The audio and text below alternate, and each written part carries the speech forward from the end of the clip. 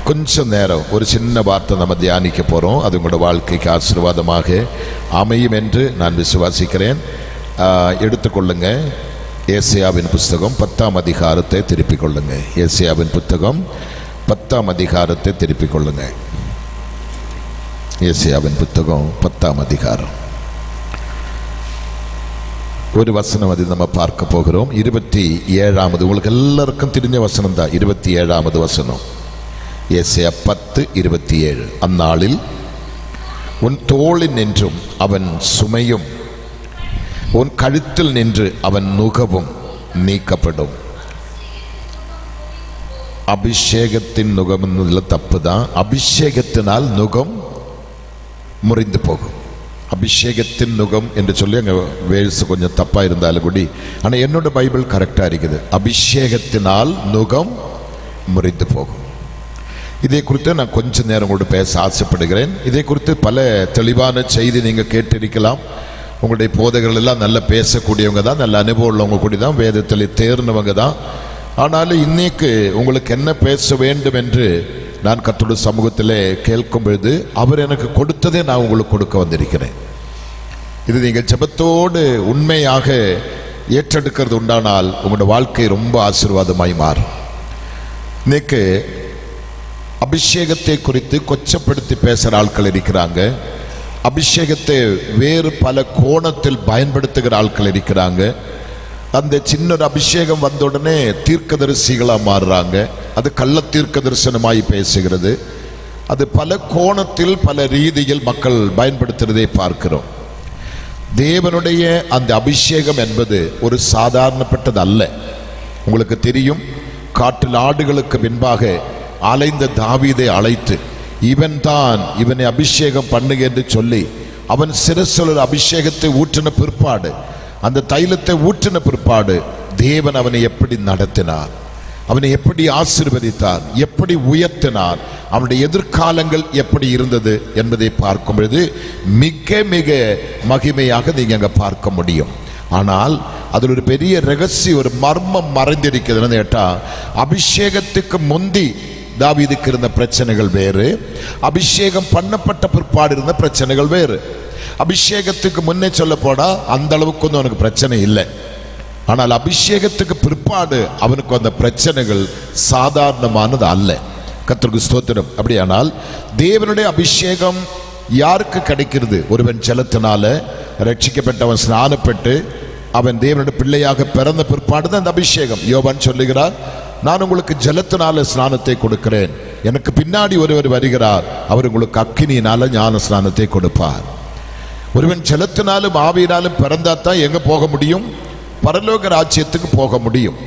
பேருக்கோ கடமைக்கோ நம்ம ஒரு சபைக்கு வருதுனாலோ, பேருக்கோ கடமைக்கோ தெய்வத்தை ஏற்றுக்கொண்டதுனாலோ, பேருக்கோ கடமைக்கோ தெய்வத்தை ஆராதிக்கோ எந்த நன்மையும் நம்முடைய வாழ்க்கையில் வராது. வாழலாம், ஆனால் நன்மை கிடைக்காது. சோதனைகளும் வேதனைகளும் பாடுகளும் அதிகமாக நம்முடைய வாழ்க்கையை வாட்டி வதக்க தொடங்கும். ஆனால் எப்பேற்பட்ட வேதனைகள் வந்தாலும், எப்பேற்பட்ட போராட்டம் வந்தாலும், எப்பேற்பட்ட சோதனை வந்தாலும் தேவனுடைய அபிஷேகம் அது எல்லாவற்றையும் சரிப்படுத்த போதுமானதா இருக்கிறது. ஆமென். அதுதான் அங்க வேதம் தெளிவாக சொல்லு பாருங்களேன். அந்நாளில் உன் தோளில் நின்று அவன் சுமையும். இயேசு மட்டும்தான் சொன்ன, வருத்தப்பட்டு பாரம் சுமக்கள் எல்லோரும் என்னிடத்தில் வாருங்கள், நான் உங்களுக்கு என்ன தருவேன்? இளைப்பாறுதல் தருவேன். இன்னைக்கு அநேகோட வாழ்க்கையில கொடிய பாரம் என்ன செய்வேன் தெரியல. கஷ்டப்படுறாங்க, ஓடுறாங்க, உழைக்கிறாங்க, கண் விழிக்கிறாங்க, சம்பாதிக்கிறாங்க, ஆனா ஒண்ணுமே கையில நிக்கிறது இல்லை, ஒன்றுமே அனுபவிக்க முடியல. ஏதோ ஒரு செலவு, ஏதோ ஒரு காரியத்தினால கஷ்டப்பட்டு சம்பாதிக்கிறதெல்லாம் வீணிலே செலவாய் போய் விடுகிறது. எதுவுமே சேர்த்து வைக்க முடியல, எதுவுமே அனுபவிக்க முடியல, முன்னேற முடியல. அப்படியானால் இங்க என்ன சொல்றது? அந்நாளில் உன் தோளில் நின்று அவன் சுமையும், உன் கழுத்தில் நின்று அவன் நுகவும் நீக்கப்படும். உங்களுக்கு தெரியும், 2 மாடை ஒரு வண்டி ஓட்ட வேண்டுமானால் அல்லது ஒரு நிலத்தை உழ வேண்டுமானால் 2 மாடு கழுத்திலே நுகத்தை வைத்து பிணைக்க வேண்டும். அந்த நுகம் அந்த மிருகத்தினுடைய கழுத்திலே வைத்த பிற்பாடு அந்த நுகம் ஃப்ரீடமா போக முடியாது, சாப்பிட முடியாது, தண்ணீர் குடிக்க முடியாது, அது இஷ்டமடத்தில் போய் மேய முடியாது, ஓய்வெடுக்க முடியாது, எதுவுமே செய்ய முடியாது. காரணம், நுகத்தினால் பிணைக்கப்பட்டிருக்கிறான். இன்னைக்கு சபைகளுக்குள்ள விசுவாசிகள் அநேகர் அப்படிதான், ஊழியர்களுக்குள்ள அநேக ஊழியர்கள் அப்படிதான். ஃப்ரீடமாய் கர்த்தருக்காக எழும்ப முடியல, ஃப்ரீடமாய் கர்த்தருக்காக எதையும் செய்ய முடியல. ஏதோ ஒரு அடிமைத்தனத்தின் நுகத்துக்குள்ளே கட்டப்பட்டு கிடக்கிறதை பார்க்கிறோம். யாருக்கோ பயந்து வாழுகிற மாதிரி, யாருக்கோ அடிமையாக வாழுகிற மாதிரி. ஆண்டவருடைய ஹிருதயத்துக்கு ஏற்ற பிரகாரம் வாழ முடியல, ஆண்டவருடைய ஹிருதயத்துக்கு ஏற்ற பிரகாரம் எதையும் செய்யவும் முடியல. அவரை திருப்திப்படுத்த முடியாத ஒரு நிலைமைக்கு மக்கள் இன்னைக்கு அடிமைகளாயிருக்கிறதை பார்க்கிறோம்.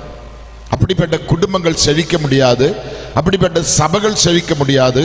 இந்த விடுதல் இந்த காலகட்டத்தில் எனக்கும் உங்களுக்கும் அவசியமா தேவை.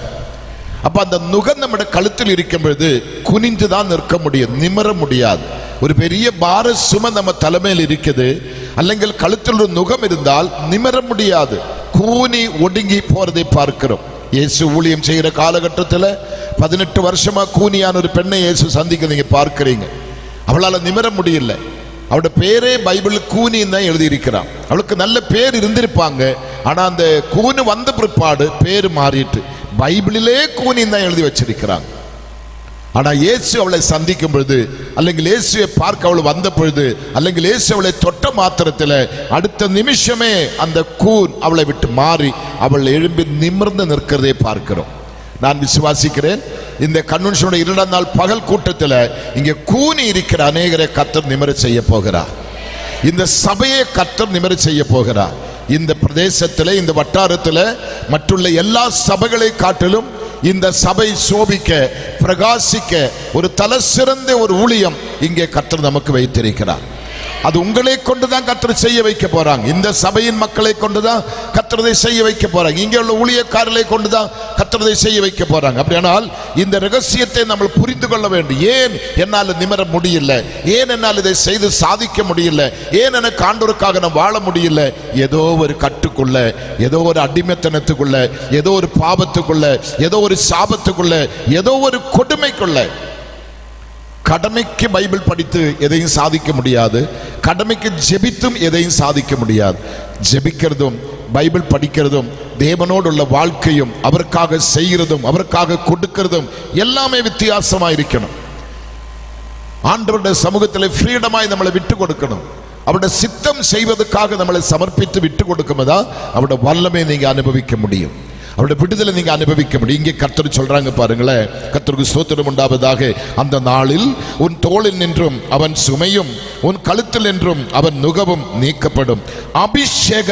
அபிஷேகம் நுகத்தை முறிக்கும். அப்படியானால் அபிஷேகம் பண்ணப்பட்டிருக்கிற வாழ்க்கையில அந்த நுகம் நிலைச்சு நிற்க முடியாது. அதை கர்த்தர் நொறுக்குகிறார், முறிக்கிறார், அல்லது அழிக்கிறார். தேவன் விடுதலை தருகிறார். அந்த மாடு கழுத்தில் அந்த நுகத்தை எடுத்த பிற்பாடு பாருங்க, அது அப்படி ஒரு பெருமூச்சு விடும். அது உடம்பெல்லாம் போட்டு கொஞ்சம் இழுத்து பெருமூச்சு விட்டு அது மெதுவு போய் சாப்பிட ஆரம்பிக்கும், மெதுவு போய் தண்ணீர் குடிக்க ஆரம்பிக்கும், நடுநிலை போய் படுத்து அசை போட ஆரம்பிக்கும், இளைப்பாற ஆரம்பிக்கும். காரணம், இப்ப கழுத்தில் நுகம் இல்லை. அப்படின்னமாக இந்த காலை ஜெபம் முடித்து நீங்க ஃப்ரீடமாக போறீங்க. உங்களோட கட்டுகள் அவிழ்க்கப்பட போகுது, உங்களோட சாபங்கள் முறிய போகுது, உங்களோட வியாதிகள் மறைய போகுது. ஒருவேளை வியாதி என்ற ஒரு நுகமாயிருக்கலாம், சாபம் என்ற நுகமாயிருக்கலாம், பாபம் என்ற நுகமாயிருக்கலாம், பட்டினி என்ற நுகமாயிருக்கலாம், வறுமை என்ற நுகமாயிருக்கலாம். எத்தனையோ சாபக்கேடுகள் உங்களோட வாழ்க்கையில இருக்கலாம். கர்த்தர் உங்களை மாற்றுவதற்கு வல்லவராயிருக்கிறார். எத்தனை பேர் விசுவாசிக்கிறீங்க?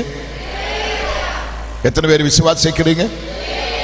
என்னுடைய சபையில ஒரு சகோதரன் ஒரு சில வருஷங்களுக்கு முன்ன, நீங்க லைவ்ல பார்த்தா தெரியும், அநேகர் பார்த்திருக்கிறாங்க இந்த ஏரியாவில். கர்த்தருக்கு ஸ்தோத்திரம். அவர் 80 லட்சம் ரூபாய் கடன் ஆகி 2 ஆண் பிள்ளைகள், தன்னோட மனைவி 4 பேருமா சேர்ந்து விஷத்தை வாங்கி குடித்து சாக போகிற நேரம். அந்த நேரத்தில் அந்த சகோதரியுடைய பிரதர், அவன் ஏற்கனவே இயேசு ஏற்றுக்கொண்டவன் தான், ரட்சிக்கப்பட்டவன் தான், கிறிஸ்துவை அறிந்தவன் தான். அவன் அந்த நேரத்தில் அந்த வீட்டுக்கு சென்று இந்த சூழ்நிலை பார்த்தப்ப அவன் சொன்ன, அக்கா நீ ஒரு வாரத்துக்கு நீ சாகக்கூடாது, ஒரு 8 நாள் உனக்கு நான் டைம் தரேன், 8 நாளுக்குள்ள நீ சாகக்கூடாது, அது பிற்பாடு நீ சாகு.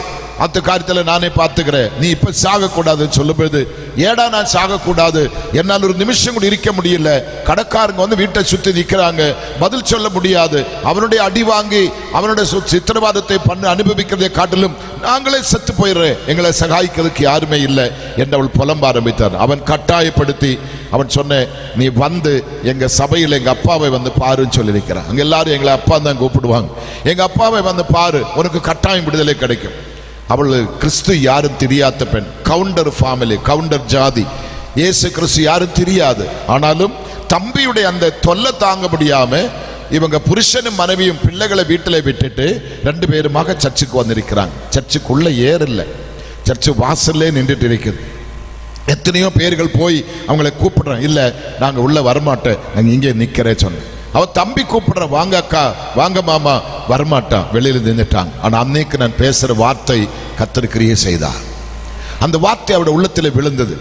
ஆராதனை முடித்த உடனே எல்லாரும் போய் முடித்த பிற்பாடு அவர் வந்து என்னை தனியாக பார்க்குற, அவருடைய பேர் ரவி, என்னை வந்து பார்க்குற. அவர் சொன்னேன், ஐயா நானும் என் மனைவியின் 2 பிள்ளைகளும், அருமையான 2 பிள்ளைங்க, நல்ல படிக்கிற பிள்ளைங்க, கர்த்தருக்கு ஸ்தோத்திரம், 4 பேரும் இன்னைக்கு பொணமாக தரையில் விழுந்திருக்க வேண்டும். இந்த பாருங்க, இந்த பாட்டிலில் விஷத்தை பாருங்க, இந்த விஷத்தை குடித்து நாங்கள் 4 பேரும் சாக போகும்போது என்னோட மச்சான் வந்து பேசி என்னை கட்டாயப்படுத்தி நிர்பந்தப்படுத்தி இந்த ஆலயத்துக்கு வந்தேன். நாங்கள் வேண்டாவருப்பாக தான் வந்தேன்.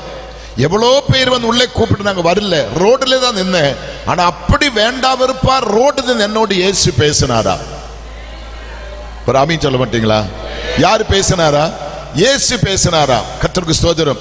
இயேசு பேசினாரா? அவர் சொல்றாங்க, உங்களுக்கு பின்னாடி நீங்க பேசும் உங்க பின்னாடி ஒரு விசேஷமான ஒரு வெளிச்சத்தை நான் பார்க்கிறேன், யாரோ ஒருவர் நிக்கிற மாதிரி தெரியுது, அவரு பேசுற மாதிரி எனக்கு புரியுது, அவர் பேச பேச என்னோட பயம் மாறிட்டு, என் கவலைகள் மாறிட்டு, என்னுடைய எல்லா வேதனைக்கு எனக்கு ஒரு விடுதலை கிடைத்தது, என்னோட சரீரத்தில் ஏதோ ஒரு பெரிய பாரம் இறங்கி போன மாதிரி தெரியுது, நான் இப்ப ஃப்ரீயா இருக்கிறேன்னு சொல்றாங்க. இதான் கர்த்தர் கட்டுகளை அவிழ்த்து விடுகிறது, இதான் கர்த்தர் நுகத்தை முறிக்கிறது. கர்த்தருக்கு ஸ்தோத்திரம். இன்னைக்கு அந்த மனுஷனோட சாட்சி எப்படி தெரியுமா? 12 மாதத்துக்குள்ள 80 லட்சம் ரூபாய் எப்படி கடன் வீட்டினாலும் அவனுக்கு தெரியாது. நான் செய்தது, அவனுடைய கிராமத்துக்கு சென்று ஒரு சின்ன பொட்டி கடை, என்னால உள்ள நுழைய முடியாது, ஒரு 5000 ரூபாய் திங்ஸ், ஒரு 5000 திங்ஸ் எடுத்து அந்த சின்ன பொட்டி கடைக்குள்ள வைத்து ஜெபம் பண்ணி அவன் மனைவி கிட்ட கொடுத்துட்டேன். நீங்க நம்ப மாட்டீங்க, 5000 ரூபாய் திங்ஸ் வாங்கி ஒரு சின்ன பொட்டி கடை ஜெபம் பண்ணி கொடுத்து எப்படி இந்த 80 லட்சம் ரூபாய் கடன் வீட்ட முடியும்? கர்த்தர் வழிகளை திறந்தார். இன்னைக்கு ஒரு பெரிய கடை வைத்திருக்கிறோம். இன்னைக்கு செய்யார் என்ற இடத்துல என்னோட மகன் நடத்துற சபையுடைய பைனான்சியல் தேவைகள் எல்லாம் அந்த குடும்பம் தான் சந்திக்கிறாங்க. எத்தனை பேர் சந்தோஷமா இருக்கிறீங்க? இப்ப நான் வாங்குற இடத்துக்கு 16 லட்சம் ரூபாய் அவர் கொண்டு கொடுத்திருக்கிறாங்க. ஏசப்பா அற்புதம் செய்வாரா? சர்ச்சுக்கு வந்து சில வருஷங்கள் தான் ஆகுது, 80 லட்சம் ரூபாய் கடனாளியா வந்தவன் 16 லட்சம் எனக்கு இப்ப கொண்டு கொடுக்கறாங்க சர்ச்சுக்கு இடம் வாங்குறதுக்காக. அது கர்த்தர் உங்களுக்கு செய்வாரா செய்ய மாட்டாரா? ரவிக்கு செய்தது உங்களுக்கு செய்வாரா செய்ய மாட்டாரா? இன்னைக்கு கடன் என்ற சாபம், அது ஒரு நுகம்தான். நீ எவ்வளவு சம்பாதிக்கிற, ஓட்டப்பயில் போடுற மாதிரி தான், கையில் நிக்கிறது இல்ல, வீணான செலவுகள், வேதனை தான். எதுக்கடா உழைக்கிறோம், எதுக்கடா கஷ்டப்படுறோம், எதுக்கடா பாடுபடுகிறோம்? வேண்டாம். இன்றைக்கு நம்பணும், கர்த்தர் அந்த நுகத்தை முறிக்க போகிறார்.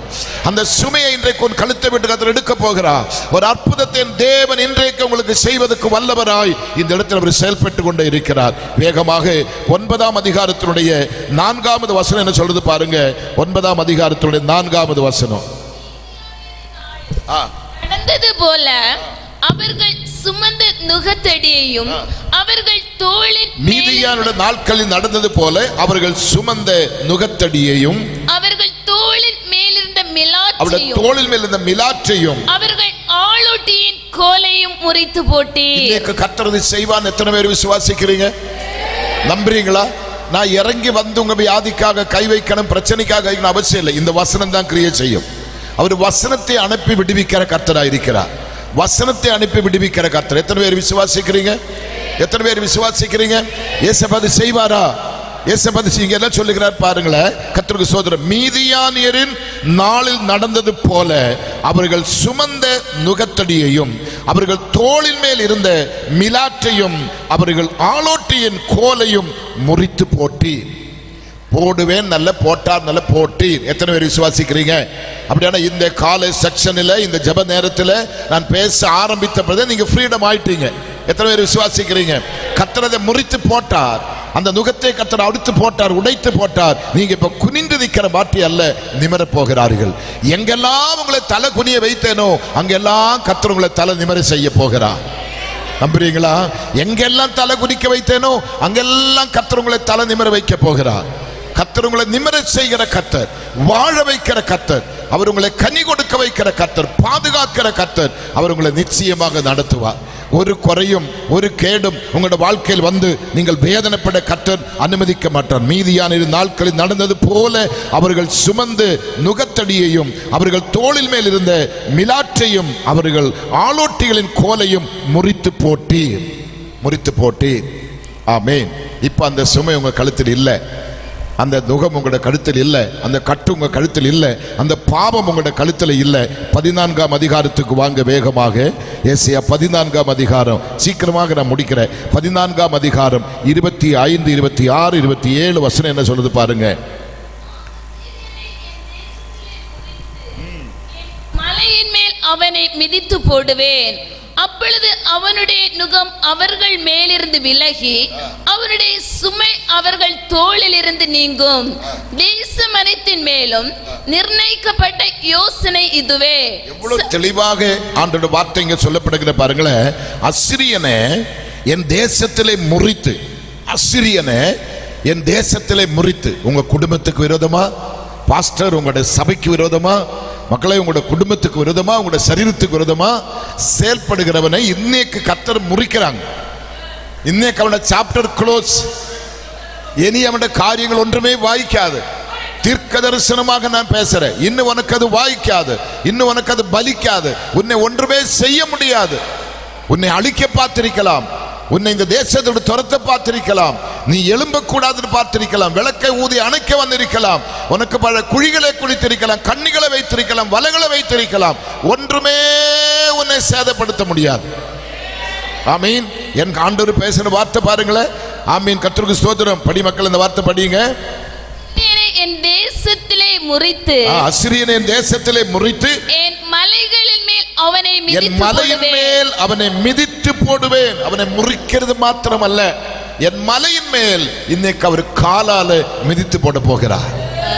எத்தனை பேர் நேற்று நம்ம கடைசியாக பாடினோம், இயேசு காலால மிதித்து போட்டார். இன்றைக்கு உன் குடும்பத்துக்கு வேட்டு வைக்க வந்தவன், உன் குடும்பத்துக்கு கண்ணியை கொண்டு வந்தவன், உன்னை அழிக்க பார்த்தவன், உனக்கு மாந்திரிகமோ சூன்யமோ ஏவுதலோ என்ன பாபமோ என்ன கண்ணியோ வைத்தேனோ அவனே கர்த்தருக்கு மிதிக்கிறார், முறித்து போடுகிறார், மிதிக்கிறார் கர்த்தர். நம்பலாமா?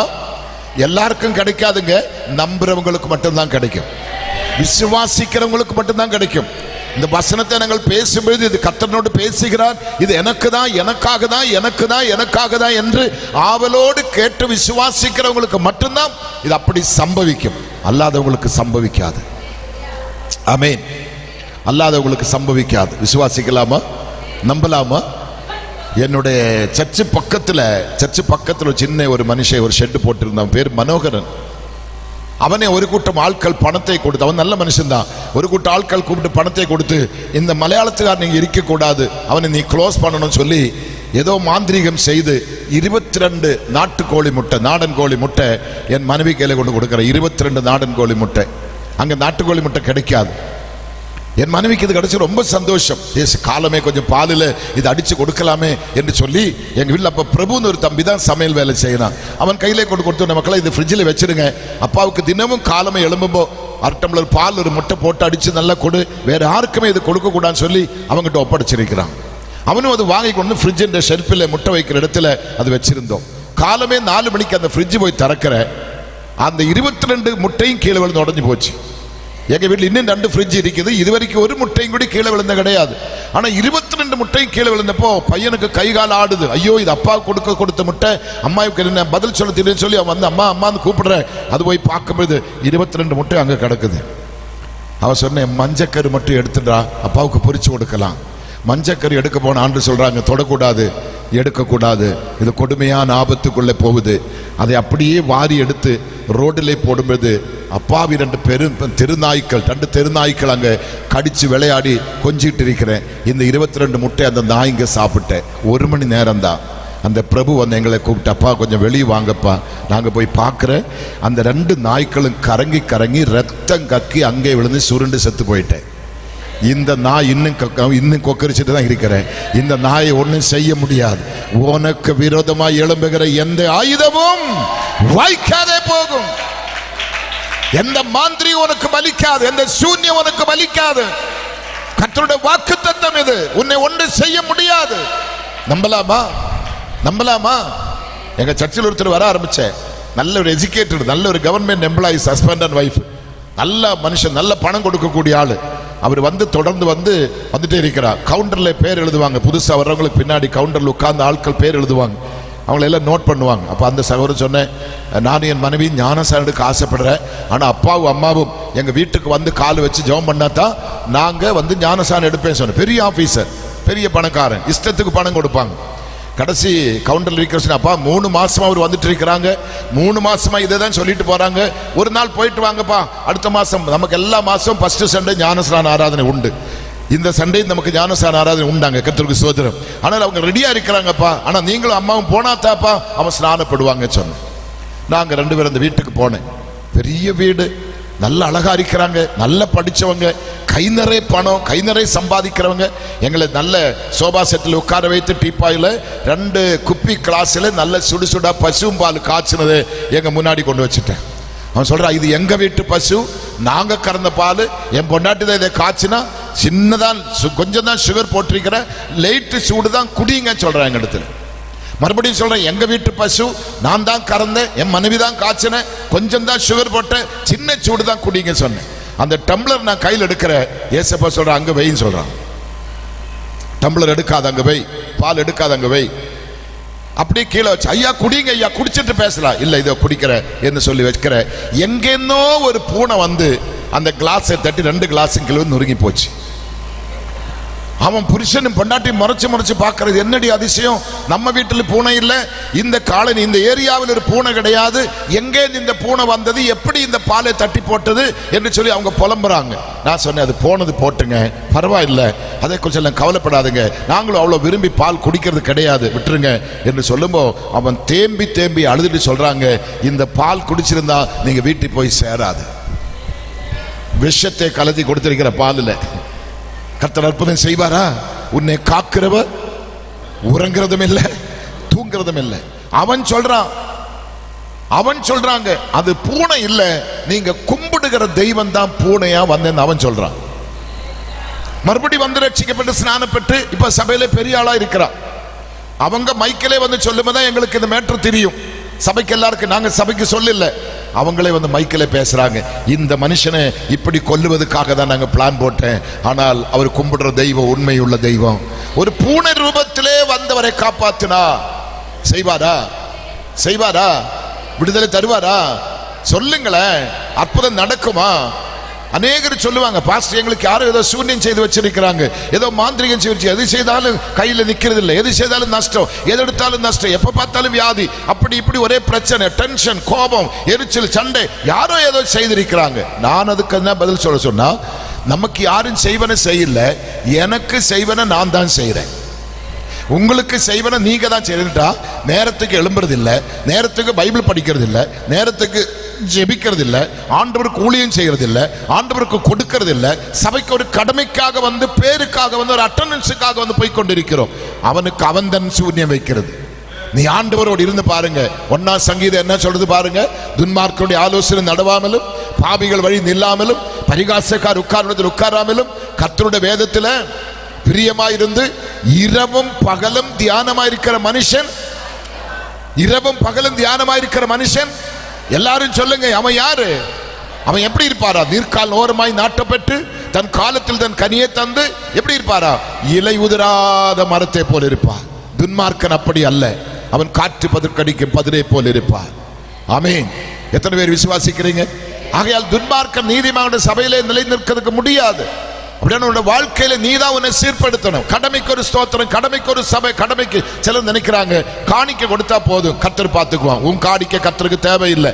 அவர் என்ன சொல்லி காணிக்க எடுத்து போட வரும்பொழுது உன் சகோதரனுக்கு உன் பேரில் ஏதாவது குறைகள் இருந்தது கண்டால் காணிக்க அங்க வைத்து முந்தி போய் என்ன பண்ணணும், அவன்ட்டு ஒப்பரவாயிட்டு வந்து எனக்கு நீ காணிக்க விடு. பணத்தை கொடுத்து நம்முடைய தெய்வத்தை ஏமாற்ற முடியாது. பணத்துக்கும் பொருளுக்கும் மயங்கிற தெய்வம் நம்முடைய தெய்வம் அல்ல.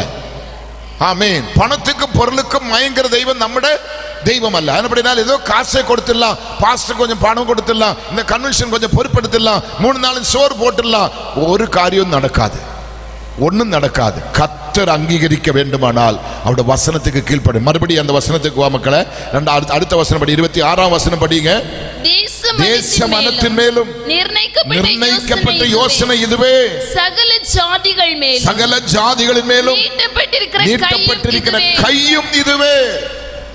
யோபு சொல்லுகிறது, அவருடைய கரம் நீட்டப்பட்டிருக்கிறது, யார் அதை தடுப்பா? அவருடைய கரம் நீட்டப்பட்டு யாரு தடுப்பா? அவர் செய்ய நினைத்ததை யாரு தடை செய்வான்? இங்க என்ன சொல்லி இருக்கிறாங்க? கர்த்தருக்கு சோதரம். தேச மனத்தின் மேலும் நிர்ணயிக்கப்பட்ட யோசனை இதுவே. கர்த்தர் இந்த தேசத்தில் நிர்ணயித்திருக்கிறாங்க. அவர் யோசனை பண்ணி இருக்கிற யோசனை இதுவே. அடுத்தது ஜாதிகள் மேலும் நீட்டப்பட்டிருக்கிற, சகல ஜாதிகளின் மேலும் நீட்டப்பட்டிருக்கிற கையும் இதுவே என்றார். அப்படியானால் இந்த ஆலயத்தை சுத்தி கிட்டத்தட்ட ஒரு 5 கிலோமீட்டர் சுத்தளவில் இருக்கிற சகல ஜாதிகளின் மேலும் கர்த்தர் கையை நீட்டி இருக்கிறார்.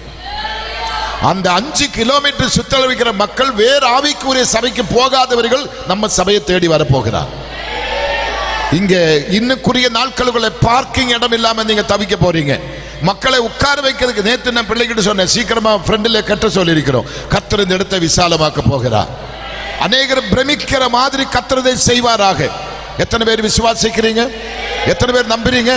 அதோட ரகசியம், இவ்வளவு பெரிய ஒரு இடத்தை தேவன் நமக்கு தர வேண்டுமானால் அது கொடுக்கிறதுக்கு முன்னவே அவருக்கு தெரியும் இவ்வளவு இடத்துல ஆட்களை உட்கார வைக்கிறதுக்கு அவர் கொண்டு வர நல்ல உண்மை. அதுதான் ஆமென். எத்தனை பேர் விசுவாசிக்கிறீங்க? அதான் உண்மை, அதுதான் உண்மை, அதுதான் உண்மை.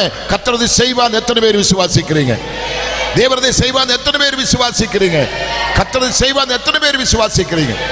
நீங்க சென்னைக்கு வாங்க. பாஸ்டர் டி மோகன் இப்ப கட்டுற சபை 6 ஏக்கர்ல ஒரு சர்ச், 6 ஏக்கர்ல ஒரு சர்ச் இப்ப கட்டுறான். அதே இடத்துல 55 ஏக்கர், 55 ஏக்கர்ல இங்கிலீஷ் சர்வீஸ் நடத்த ஒரு சர்ச்சு, தமிழ் சர்வீஸ் நடத்த ஒரு சர்ச்சு, அதுக்குள்ளே 3 இடத்துல கிட்டத்தட்ட 3000-4000 பேர் உட்கார மாதிரி கட்டி முடிச்சிட்டோம்.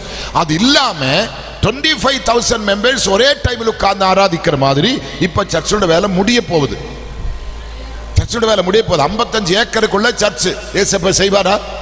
அதே டி மோகன் ஃபர்ஸ்ட் சைதாப்பேட்டையில் ஊழியம் ஆரம்பித்தது ஒரு பனைமரத்தடியில் தான். தனிமையில தான் முழங்கால், கல்யாணம் கூட ஆகவே இல்லை, தனிமையில தான் முழங்கால் பண்ணிட்டோம் டி மோகன். அது பிற்பாடு தான் 1, 2, 3 வாலிப தம்பிமார்களை கர்த்தர் கொடுத்தார்கள். அப்ப 40 ரூபாய்க்கு ஒரு சின்ன வீடு வாடகைக்கு எடுத்தேன். 3ஆவது மாதம் 40 ரூபாய் கொடுக்க முடியாத வீட்டை காலி பண்ண செய்து மறுபடியும் பிளாட் போறதுக்கு வந்தேன், மறுபடியும் ரோட்டுக்கு வந்தேன். அப்படி இருக்கும் தான் சென்னை லிட்டில் மவுண்ட்ல ஒரு ஃபாரினர் ஊழியக்காரன் வந்து இந்த இடத்தை நீ வாங்கடா சொல்லி அந்த இடத்துக்குள்ள முழு பணத்தையும் கொடுத்து அந்த இடத்தை வாங்கி இன்னைக்கு 65,000 பேர் அந்த சபையில் ஆராதிக்கிறார். 65,000 பேர் ஒரு சபையில் இன்னைக்கு தெய்வத்தை ஆராதிக்கிறார். கர்த்தருக்கு சோதரம். அங்கே தான் கத்திரிப்பா 55 ஏக்கருக்குள்ள கொண்டு வந்து இருக்கிறாங்க. அதே மோகனை ஏசப்ப செய்வாரா? அதே ரவுண்டுக்குள்ளதான் பனைமரத்தில் உட்கார்ந்து ஆராதித்தோம், அதே ரவுண்டுக்குள்ளதான் 40 ரூபாய் வீட்டுக்குள்ள ஆராதித்தோம், அதே இடத்துல தான் கர்த்தர் மேன்மையாக உயர்த்தி வைத்திருக்கிறார்கள். ஒருவன் எனக்காக ஊழியம் செய்தால் பிதாவாக தேவன் அவனை நமக்காக ஊழியம் செய்யக்கூடாது, நம்முடைய பேருக்காக ஊழியம் செய்யக்கூடாது, நம்முடைய வயிற்று பழப்புக்காக ஊழியம் செய்யக்கூடாது, நம்முடைய பப்ளிசிட்டிக்காக ஊழியம் செய்யக்கூடாது. எனக்கு எல்லாம் தெரியும். அந்த பெருமை எந்த ஊழியக்காரனுக்குள்ள இருக்கக்கூடாது. தாழ்மை உள்ளவனுக்கு கர்த்தர் கிருபை அளிக்கிறார். என் கருத்துக்குள்ளே அடங்கி இரு, ஏற்ற காலம் ஒன்று உயர்த்துவேன் கர்த்தர் சொல்றாங்க. தாழ்மை உள்ளவனுக்கு கர்த்தர் கிருபை அளிக்கிறார். உண்மையுள்ள மனுஷன், உத்தமனாயிருக்கிற மனுஷனுக்கு கர்த்தர் துணை நிற்கிறார்கள். ஆனபடி எனக்கு அது தெரியும், எனக்கு இது தெரியும் சொல்லி எங்குமே நீங்க பெருமை பாராட்டக்கூடாது. அந்த பெருமை நம்ம வாழ்க்கையில இருக்க கூடாது. எத்தனை பேர் விசுவாசிக்கிறீங்க? சொல்லுங்க, எத்தனை பேர் விசுவாசிக்கிறீங்க? ஏசப்பதை செய்வார். எத்தனை பேர் நம்புறீங்க? ஆமீன். அப்படியான கர்த்தருடைய வார்த்தைகள் பாருங்களேன் எவ்வளவு தெளிவாக சொல்லுது. தேசத்தின் நலத்தின் மேலும் நிர்ணயிக்கப்பட்ட யோசனை இதுவே, சகல ஜாதிகளின் மேலும் நீட்டப்பட்டிருக்கிற கையும் இதுவே என்றார். சேனைகளின் கர்த்தர் இப்படி நிர்ணயித்திருக்கிறார். யார் நிர்ணயித்திருக்கிறார்? சேனைகளின் கர்த்தர் இப்படி நிர்ணயித்திருக்கிறார். யார் அதை விருத்தமாக்குவான்? அவருடைய கை நீட்டப்பட்டிருக்கிறது, யார் அதை திருப்புவான்? இன்னைக்கு குடும்பத்துக்கு நேராக கர்த்தருடைய கை நீட்டி இருக்குது, உனக்கு நேராய் கர்த்தருடைய கரம் நீட்டி இருக்குது, யார் அதை தடுப்பான்? நீங்க இருக்கிறது பார்த்தா தம்பி கொஞ்சம் முன்னே சொன்னேன், நீங்க அல்லேலியா சொல்றதெல்லாம் பார்த்துட்டு அவனே தம்பியை சொல்லிட்டான். ஆனா எனக்கும் அதே போல தோணுது, நீங்க ரொம்ப டல்லா இருக்கிற மாதிரி தெரியுது, ரொம்ப சோர்ந்து போன மாதிரி தெரியுது, ரொம்ப பலவீனமா இருக்கிற மாதிரி தெரியுது. இதெல்லாம் கேட்கும்போ சொல்லணும். நான் அமெரிக்கா நியூயார்க்கில் 1700-2000 பாஸ்டர்ஸ் ஆராதிக்கிற அந்த கான்ஃபரன்ஸில் 4 நாட்கள் நான் நியூயார்க்கில் அமெரிக்காவில் பேசும்பொழுது கர்த்தருடைய வார்த்தை கேட்கும் பொழுது அநேக ஊழியக்காரங்க சாடி அப்படியே பிடிச்சிட்டு துள்ளி துள்ளி குதிக்கிறாங்க. என்னால் பிரசங்கமே பண்ண முடியல. நான் அதை லீட் பண்ற பாஸ்டர் கிட்ட இவங்க என்ன பண்றதுன்னு கேட்டேன். இல்லை பாஸ்டர், நீங்க அனுப்புற வார்த்தை அவங்க பிடிக்கிறாங்க பாஸ்டர். அந்த பால் பிடிக்கிற மாதிரி அந்த வார்த்தை பிடிச்சு பெரிய பெரிய பாஸ்டர்ஸ் அமெரிக்காவில் இருக்கிறதெல்லாம் சாதாரண ஆட்கள் கிடையாது. நல்ல தேர்ன வந்து அமெரிக்காவுக்கு போவாங்க. அந்த இடத்துல நான் சொல்றது கேளுங்களேன், இந்த சோட்டா பயல் பேசுற வார்த்தையை அவர்கள் சாடி பிடிக்க வேண்டுமானால் அதுதான் உண்மையான ஊழியக்காரன். அதே வார்த்தை தான் இப்ப உங்களுக்கு வந்து கொண்டே இருக்கிறது. நீங்க அதை தகட்டி விடக்கூடாது, துப்பி விடக்கூடாது, காலால மிதிக்க கூடாது. கர்த்தர் உனக்காக கை நீட்டி இருக்கிறார். உன் குடும்பத்துக்கு நேராய் கர்த்தர் கை நீட்டி இருக்கிறார். உன் பிரச்சனையின் மேல் கர்த்தருடைய கரம் நீட்டப்பட்டு இருக்குது. உன் தோளில் இருக்கிற நுகத்தின் மேல் கர்த்தருடைய கரம் நீட்டப்பட்டு இருக்குது. உன் கயிறுகளை அறுக்க கர்த்தர் பிளான் போட்டு இருக்கிறாங்க. உன் வெந்தரைகள் கண்ணிகள் இப்ப தெரிக்க போகுது. அற்புதங்கள் நடக்க போகுது, அதிசயங்கள் நடக்க போகுது. அது கர்த்தர் நிர்ணயித்த காரியம். யார் அவருடைய கரத்தை தடுக்க முடியும்? ஒருவனாலே முடியாது. ஒருவனால நிறுத்த முடியாது. அவர் செய்ய நினைத்ததை ஒருவனாலே தடை பண்ண முடியாது. ஆமென், ஆமென், ஆமென். இந்த சபைக்கு விரோதமாக இருக்கிற எல்லா நுகத்தடியில் இன்னைக்கு முறிய போகுது. இந்த சபைக்கு மக்களை விடாதபடி தடுக்கிற எல்லா துஷ்டனுடைய காரியங்களும் இயேசுவின் நாமத்தில் தகரப்போகுது. எரிகோவின் மதிலை தகர்த்த தெய்வம் இந்த ஆலயத்துக்கு விரோதமாக எழும்புகிற எல்லா துஷ்ட தீய சக்திகளையும் இன்னைக்கு தகர்த்து முறிக்க போகிறார். இன்னைக்கு விடுதலை சபைக்கு வரப்போகுது. இன்னைக்கு ஊழியத்துக்கு விடுதலை வரப்போகுது. ஊழியக்காரர்கள் இன்னைக்கு விடுதலை வரப்போகுது. இயேசு அதை செய்ய வல்லவராயிருக்கிறார். ஆமென். இயேசு அதை செய்ய வல்லவராயிருக்கிறார். ஹல்லேலூயா. இயேசு அதை செய்ய வல்லவராயிருக்கிறார். இயேசுவால கூடு எத்தனை பேர் விசுவாசிக்கிறீங்க? இயேசுவால கூடு எத்தனை பேர் விசுவாசிக்கிறீங்க? இயேசு அதை செய்வான் எத்தனை பேர் விசுவாசிக்கிறீங்க? இயேசு எனக்கு அற்புதங்களை செய்வான் எத்தனை பேர் விசுவாசிக்கிறீங்க? அப்ப இந்த பாஸ்ட் இந்த ஜெபத்திலே வந்திருக்கிற நீங்கள் தீர்மானம் எடுக்கணும். ஒழுங்கா பைபிள் படிக்கணும், ஒழுங்கா சர்ச்சுக்கு போகணும், ஒழுங்கா கர்த்தருக்கு வர வருமானத்தோட பங்குகள் கரெக்டா நீ போற சபைக்கு நீ கட்டாயமா நீ கொடுக்கணும். ஊழியக்காரனை மதிக்கணும், ஊழியக்காரன் வார்த்தைக்கு கீழ்ப்படியணும். இதெல்லாம் அவசியமா தேவை. உண்மையுள்ள மனுஷனா இருந்தா தான் நீ ஆசீர்வதிக்கப்பட முடியும். ஒரு கிறிஸ்தவ பெண்ணை கல்யாணம் கட்டினா நீ ஆசீர்வதி முடியவே முடியாது. நீ கிறிஸ்துவே தரித்தாத்தான், நீ கிறிஸ்தவனா பிறந்தாத்தான், கிறிஸ்துவே சுமந்தாத்தான், கிறிஸ்து உனக்குள்ளே வாழ்ந்தாத்தான் நீ அற்புதமான வாழ்க்கை வாழ முடியுமே தவிர ஒரு கிறிஸ்தவ பையனை கட்டினதுனாலோ ஒரு கிறிஸ்தவ பெண்ணை கட்டினதுனாலோ உனக்கு எந்த நன்மையும் வராது, எந்த நன்மையும் வராது. ஆண்டவராக இயேசு உனக்குள்ள இருக்கணும். அவர் உன்னை நடத்தணும், அவர் உன்னை பராமரிக்கணும், அவர் உன்னை பாதுகாக்கணும், அவர் உன்னை நடத்தும்போதுதான் அற்புதம் நடந்துட்டே இருக்கும். அங்கதான் அதிசயம் நடந்துட்டே இருக்கும். அங்கதான் விடுதலை நீங்க அனுபவிக்க கர்த்தர் உங்களுக்கு உதவி செய்வாராக. 27ஆம் வசனம், சேனைகளின் கர்த்தர் இப்படி நிர்ணயித்திருக்கிறார், யார் அதை வெற்றமாக்குவார்? அவருடைய கை நீட்டப்பட்டிருக்கிறது, யார் அதை தடுப்பான்? ஹல்லேலூயா. கை நீட்டப்பட்டிருக்கிறது. கிட்ட வந்துச்சு அவருடைய கை, உன் கிட்ட அவருடைய கை வந்துச்சு, உன் நுகத்தின் மேல அவருடைய கை வந்துச்சு, உன் கயிறு மேல அவருடைய கை வந்துச்சு, உன்னுடைய சுமையின் மேல அவருடைய கை வந்துச்சு. யார் அதை விருத்தமாக்குவார்? யார் அதை தடுப்பார்? முறிக்கிறவர் வந்திருக்கிறார். முறிந்து விழுகிறது. எல்லா கட்டுகளும் சங்கலிகளும் இயேசுவின் நாமத்தில் முறிந்து விழுகிறது. ஹல்லேலூயா, ஹல்லேலூயா. பவுலும் சிலாசும் பாதுராத்திலே அந்த சிறைச்சாலையில பாட முடியுமா? துதிக்க முடியுமா? ஜெபிக்க முடியாது. துதித்ததுனால ஜெபித்ததுதானே இந்த சோதனை வந்திருக்குது. தொழுவு மரத்தில் அந்த காலுகளை போட்டிருக்குது. நிக்க முடியாது, உட்கார முடியாது, படுக்க முடியாது. சரீரம் முழுவதும் காயம். பாதுராத்திரி அந்த காயங்கள் எல்லாம் அதிகமா வலிக்கும். நல்ல ஜுரம் அடிச்சிருப்பான், தொண்டை காயுது, வயிறு பசி தாங்க முடியல. நாளைக்கு மரணம். சூரியன் உதிக்கிற நேரத்தில் உதிக்கிறதுக்கு முன்னே எங்களுக்கு மரணம் தான். அந்த நேரத்திலும் கூட அந்த ஜெப நேரம் வந்த பொழுது சிறைச்சாலை என்பதை மறந்துட்டோம், மரணம் என்பதை மறந்துட்டோம். காலு எங்க இருக்குது, கை எங்க இருக்குது, சரீரம் எப்ப எல்லாம் மறந்துட்டு ஒருத்தர் பேசுகிறார், நம்ம கர்த்தரை பாடி துதிக்கலாமா, ஆராதிக்கலாமா? என் வேதம் சொல்லுகிறது, அவர் பாடி துதிக்க ஆரம்பித்த பொழுது சிறைச்சாலை அஸ்திபாரம் அசைந்தது. கர்த்தரை பாடி துதிக்க ஆரம்பித்த பொழுது சிறைச்சாலை அஸ்திபாரம் அசைந்தது. அது மாத்திரமா, அந்த சிறைச்சாலைக்குள்ள இருக்கிற அத்தனை பேருடைய கையில் இருந்த கட்டுகளும் விலங்குகளும் சங்கிலிகளும் தானாகவே முறிந்து விழுகிறது. அந்த சிறையோட எல்லா டோரும், எப்படி ஒரு சிறைச்சாலை டோர் எவனாலும் திறக்க முடியாது, எவ்வளவு சேஃப்டியா இருக்கு. அது ரோமனுடைய ஆட்சியெல்லாம் சாதாரணமா கிடையாது. அந்த காலத்தில் இருக்கிற ஜெயில் எல்லாம் பயங்கரமான சேஃப்டி. ஆனா அத்தனை டோர் ஓபன் ஆயிருக்குது. இன்னைக்கு நான் சொல்றேன், உன் கையிலே கட்டுகள் எல்லாம் அப்படி அருந்து விழும்பொழுது உனக்கு விரோதமா அடைக்கப்பட்ட டோர் எல்லாம், நீ அனுபவிக்க வேண்டிய நன்மையான ஆமீன் ஈவுகளை அனுபவிக்க வேண்டிய டோர்கள் எல்லாம் இன்னைக்கு இந்த ஜெப நேரத்தில் கர்த்தர் ஓபன் பண்ண போகிறார். இதோ உனக்கு திறந்த வாசல், அது ஒருவனும் பூட்ட முடியாது, ஒருவனும் பூட்ட முடியாது, ஒருவனும் பூட்ட முடியாது. வெளிப்படுத்தல் 3:8 என்ன சொல்றது படிச்சு பாருங்க. வெளிப்படுத்தல் 3:8 என்ன இருக்குது பாருங்களேன். உனக்கு கொஞ்சம் பலன் இருந்தும் நீ என் நாமத்தை மறுதலியாமல் என் வேதத்தை உன் கிரியைகளை அறிந்திருக்கிறேன். உனக்கு கொஞ்சம் பலன் இருந்தும் என் நாமத்தை நல்ல கவனிக்கணும். கொஞ்சம் பலன் இருந்தும் உன் கிரியைகளை நான் அறிந்திருக்கிறேன். இருக்கிற ஒவ்வொரு கிரியைகளையும் கர்த்தர் அறிஞ்சிருக்கிறார்.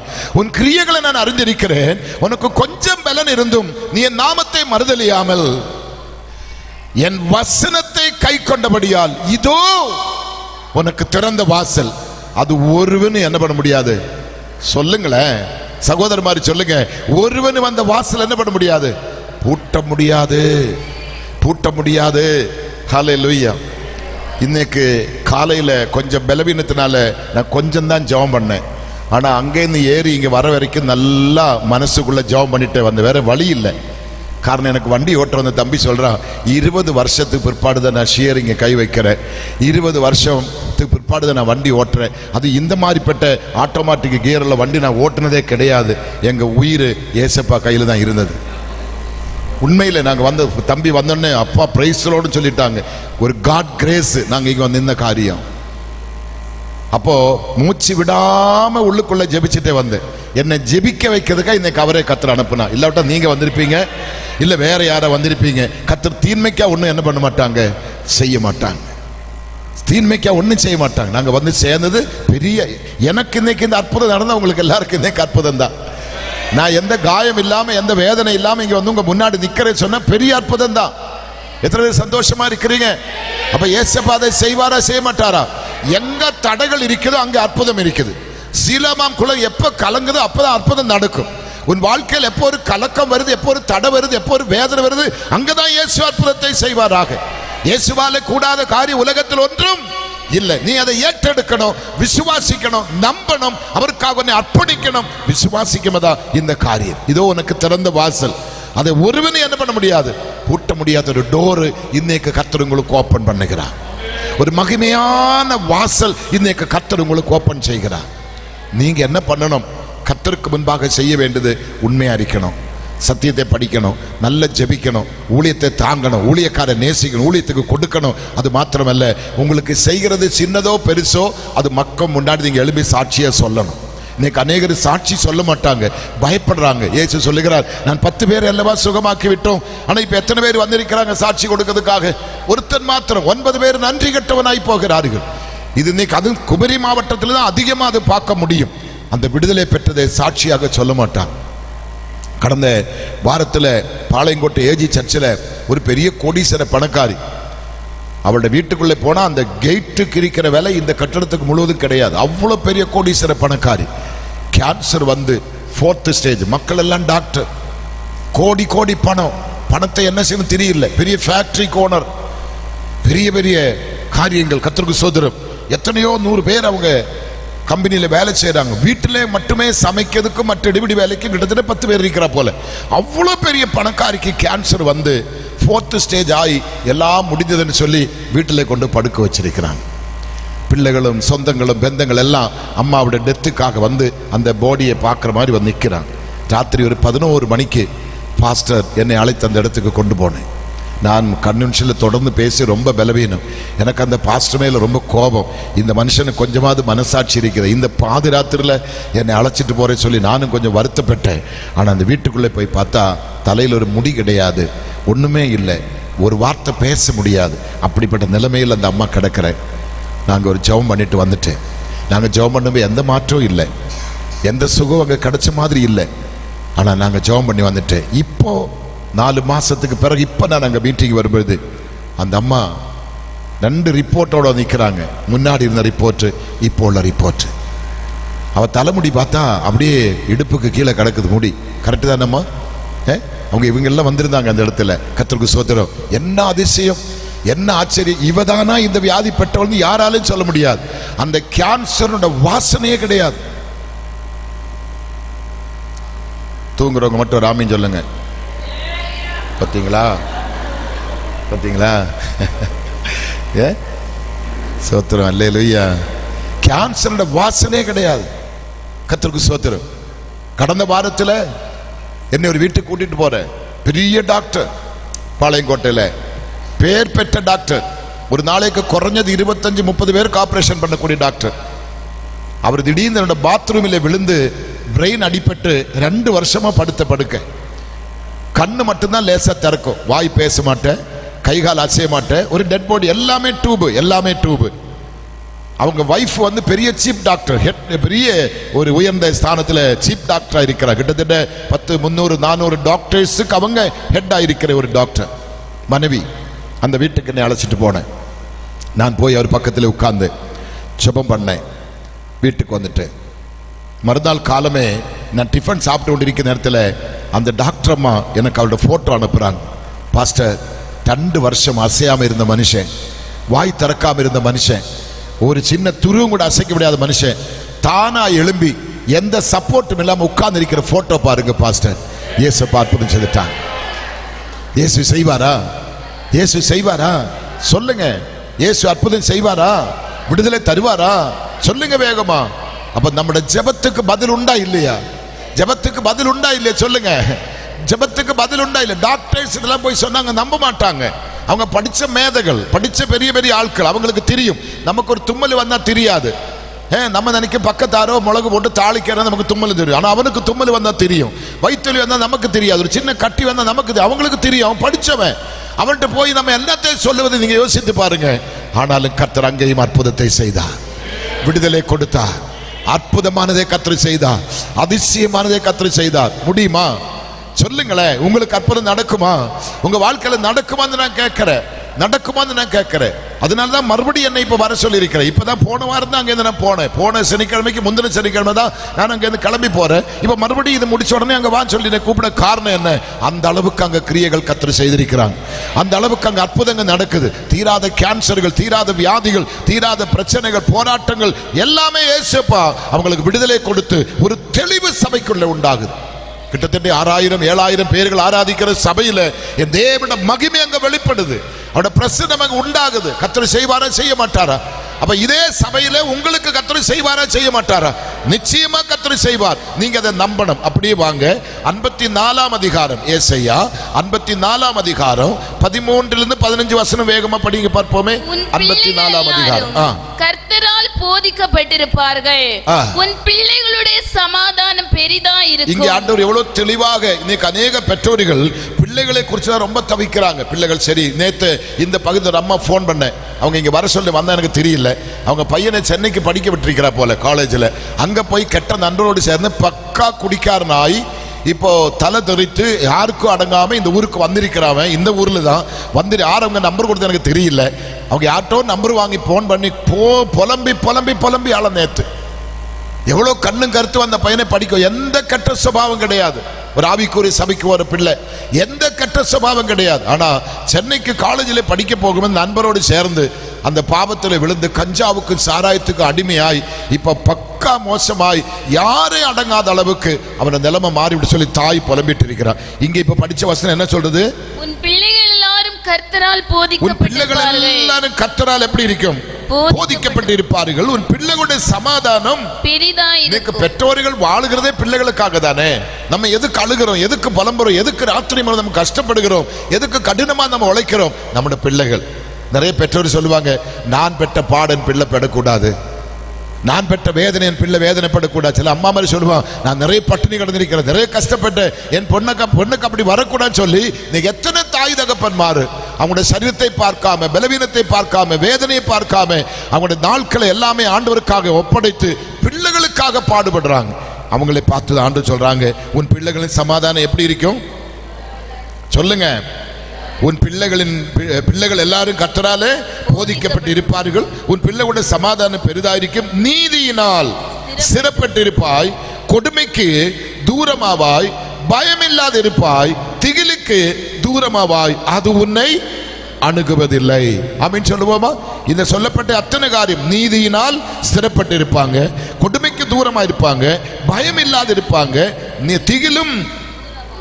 திகிலுக்கும் தூரமாயிருப்பாங்க, அது உன்னை அணுகாது. இதோ உனக்கு விரோதமாய் கூட்டம் கூடினால் அது என்னால கூடுகிற கூட்டம் அல்ல, எவர்கள் உனக்கு விரோதமாய் கூடுகிறார்களோ அவர்கள் உன் பட்சத்தில் வருவார்கள். எத்தனை பேர் ஆமீன் சொல்றீங்க? உன் பட்சத்தில் வருவார்கள். உனக்கு விரோதமாய் கூட்டம் கூடுறவங்க உனக்கு பட்சத்தில் வருவாங்க. உன் சத்துருக்கள் உன் பட்சத்தில் வருவாங்க. உன் குடும்பத்தை இடிக்க, உன்னை அழிக்க, உன்னை நசிப்பிக்கிறதுக்கு பார்த்த துரோகிகள், துஷ்டன் எல்லாம் உன் பாதத்தில் வருவாங்க. யோசேப்பை கிணத்துல தூக்கி போட்ட சகோதரங்கள் அவனுக்கு முன்பாக தான் தட்டை தூக்கிட்டு வந்து நிற்கிறாங்க. அவனுங்களுக்கு விஷயம் தெரியாது, இவன் நம்மட தம்பி நல்ல விஷயம் தெரியாது. அப்பா கிட்ட பொய் சொல்லி அவன் செத்து போயிட்டாங்க, அவனை மிருகங்கள் பீறி போட்டது, துஷ்டர்கள் கொன்று போட்டான்னு சொல்லி தான் சொன்னோம். ஆனால் அவங்கிட்ட தான் பஞ்சம் வந்த பொழுது தட்டை நீக்கிட்டு வந்து நிற்கிறாங்க. இது கர்த்தர் உங்களுக்கு செய்வாராக. உங்க சத்துருக்களை கர்த்தர் உங்க பாதபடியில கொண்டு வருவாராக. உங்களுக்கு கேடு செய்ய நினைத்த, உங்களுக்கு கெடுதி செய்ய நினைத்த, உங்களோட குடும்பத்தை தரமட்டமாக்கி உங்களை நாமின் அழிக்க பார்த்த துஷ்டன் இயேசுவின் நாமத்தினால இன்றே கதமாக போகுது, இன்றே கதமாக போகுது. இப்பொழுதே இயேசு அந்த அற்புதத்தை உங்களுக்கு செய்கிறார். உங்க சரித்திரத்தை அனுபவிக்கலாம், சரித்திரத்தை ருசிக்கலாம். இயேசு தருவாரா? இயேசு தருவாரா? இயேசு விடுதலை தருவாரா? தந்துட்டாரா? சொல்லுங்க. நம்பலாமா? விசுவாசிக்கலாமா? சொல்லுங்க, தைரியமா சொல்லுங்க. விசுவாசிக்கலாமா? இன்னைக்கு எனக்கு ஒரு அற்புதம் நடக்குதா? என் பிள்ளைக்கு ஒரு விடுதலை கிடைக்குதா? என் குடும்பத்துக்கு ஒரு விடுதலை கிடைக்குதா? என் சரீரத்துக்கு ஒரு விடுதலை கிடைக்குதா? இந்த ஜெபம் என் வாழ்க்கையில மறக்க முடியாத ஒரு நித்திய சந்தோஷமான நாளாய், ஒரு ஞாபகக்குறியாய் இந்த நாளை கர்த்தர் மாற்ற போகிறார். ஆவியானவர் சொல்லுகிறார், உன் துக்க நாட்கள் முடிந்தது, உன் துக்க நாட்கள் முடிந்தது, உன் அழுகையின் புலம்பலும் முடிந்தது, உன் கண்ணீரை கண்டேன், உன் விண்ணப்பத்தை கேட்டேன். கண்ணீரை காண்கிற தேவன், விண்ணப்பத்தை கேட்கிற தேவன், துக்க நாட்களுக்கு விடுதலை கொடுக்கிற தெய்வம் உங்களோடு கூட இருக்கிறார். உங்களை நடத்துகிறார், உங்களை ஆசீர்வதிக்கிறார், உங்களை பலப்படுத்துகிறார். ஏசப்பா செய்வார், நடத்துவாரா? ஏசப்பா நடத்துவாரா? சொல்லுங்களேன். ஏசப்பா நடத்துவாரா? சத்தமா சொல்லுங்களேன். ஏசப்பா நடத்துவாரா? அற்புதம் செய்வாரா? நிச்சயமா ஏசப்பா அற்புதம் செய்வார்.